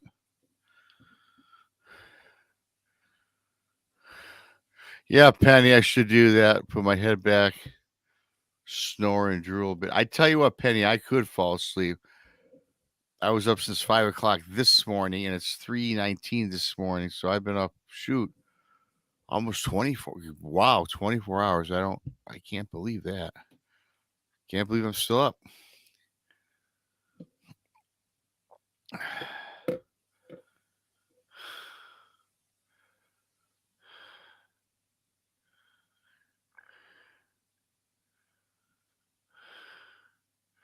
Thanks, James. Yeah, I do those on my channel too. I do them on Friday. I put out a video on Friday nights along with our live shows. So, yeah, they're pretty cool. I enjoy doing them.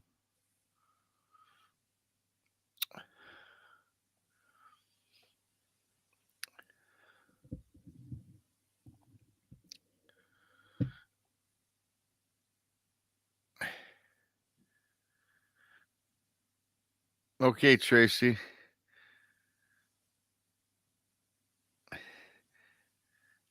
You've been up since 8:20. I guess I'm reading that you've been up since 8:20 and it's 8:20 since 12 a.m. Okay. Yeah, throw some acorns. At least acorns are harder than pine cones. Pine cones, pine cones are so light.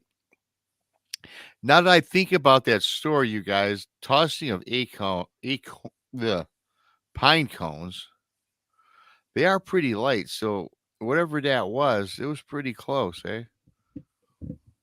Now that I think about that, with that perspective, that's kind of creepy. What's kind of creepy?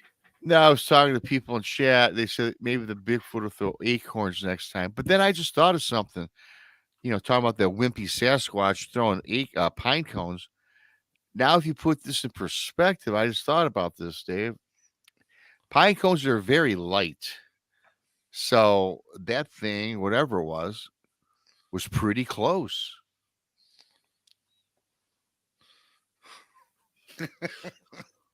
Probably had a piss poor arm or Tommy John surgery or something that was needed. Hey, you know what, though? When you get Tommy John surgery, 2 years later, supposedly your arm's even way better than naturally prior to the surgery. Oh, maybe. From what I heard, I don't know. Yes, I am a Lions fan. I do follow the Lions, Grand Wizard. It's amazing. You never hear football players having to go through Tommy John. Yeah, I know you don't. Now, like is that quarterbacks? Yeah, I was thinking maybe a quarterback. It is. You would expect that. Yeah. That's and Tommy John is surgery of the elbow, correct? Yeah. Yeah. So, yeah. Because with the way football players fling their arm. Yeah. I'm thinking maybe a pitcher snaps that elbow off with more more dramatically, perhaps. I don't know. Quite possibly.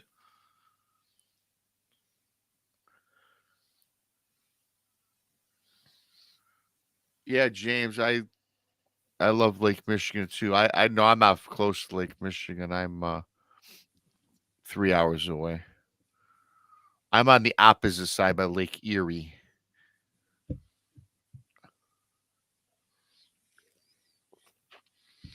Ugh.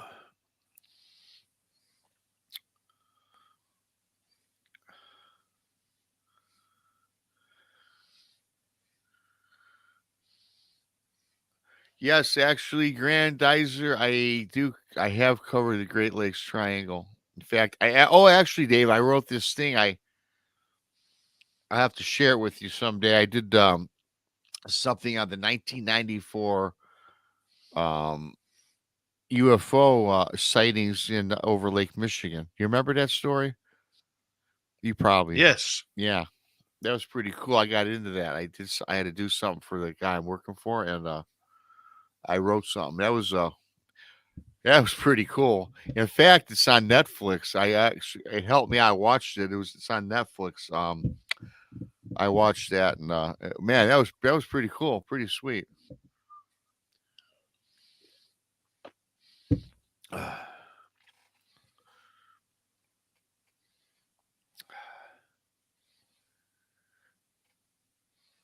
Oh man.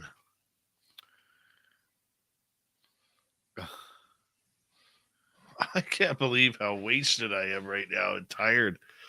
Holy cow. Yeah. I believe it. It's cold out right now. What's the temperature?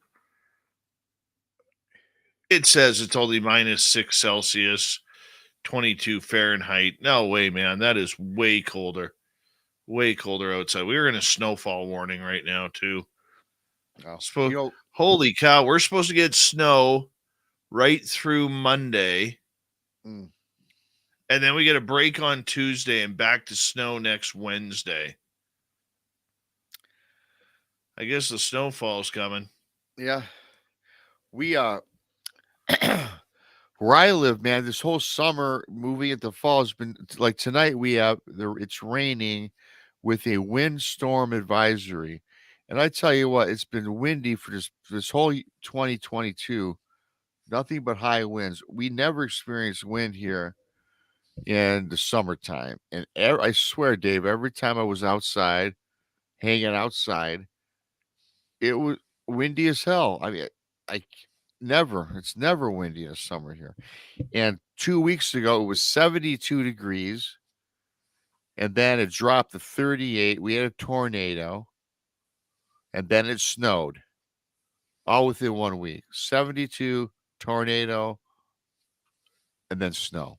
All in the same week. That's just wrong. No, it ain't That's right. just wrong. There's something going on. You know that. It's terrible, to be honest. I've only been in one tornado, and that was enough. I'm lucky. I haven't got my lasers going yet. I'm going to try and get them going on Thursday. I got to put up my Christmas lights yet. That's my goal for Thursday. Cool. Yeah, I got mine up. So. Yeah. I'm sorry I'm so boring tonight. Oh, that's Robbie. okay. You know what? It's okay. I'm kind of tired too. I just realized I was up today at 5 and it's already 3:27. Well, go to bed, man. Yeah, now I'm Go gonna to cut. bed. Yeah, I'm gonna cut loose. Plus, my voice is getting hoarse. And You go. again, Dave, man, congrats again. Love you. Thanks for having me Thank you, on. buddy. And I'm sure we'll talk soon, like always. Absolutely, brother. All We'll right, talk man. soon. We will We'll see get some you. sleep. Yep. Goodbye, everybody in chat. Thanks a lot. All right, I'm out. Absolutely. All right, bye. Absolutely. And I am going to upload this. And then we are done for the night. Tomorrow night on the show, Peter Robbins is going to be with us.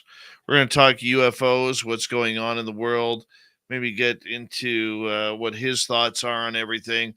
We got him for the first hour and a half, and then I'm going to go through some of the history of the 8-year anniversary of Spaced Out Radio before Tim joins us for the report. I want to say a big thank you tonight to Surf Jer, Forrest Louie, Susie, Tim, and Mr. Cowley for the super chats. Thank you for the love. Thank you to all our new subscribers. How many are we at now after this show? Let's take a look here.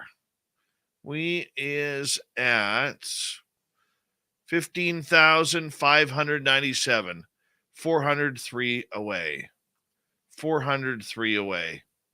So, yeah, we're going to do it. Don't forget you can do some shopping. SpacedOutRadio.com. We'll talk to you tomorrow night with Peter Robbins. Take care, everyone.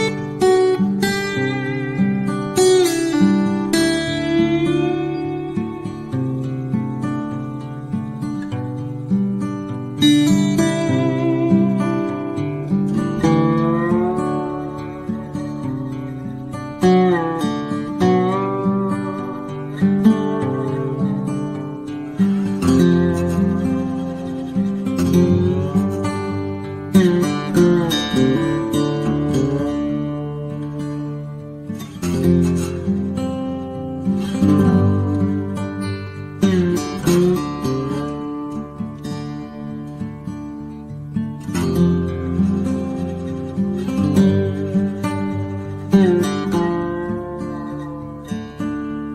healthy, my friend. You too. You need bail money, give me a call. Always, Dad. Take care. You too.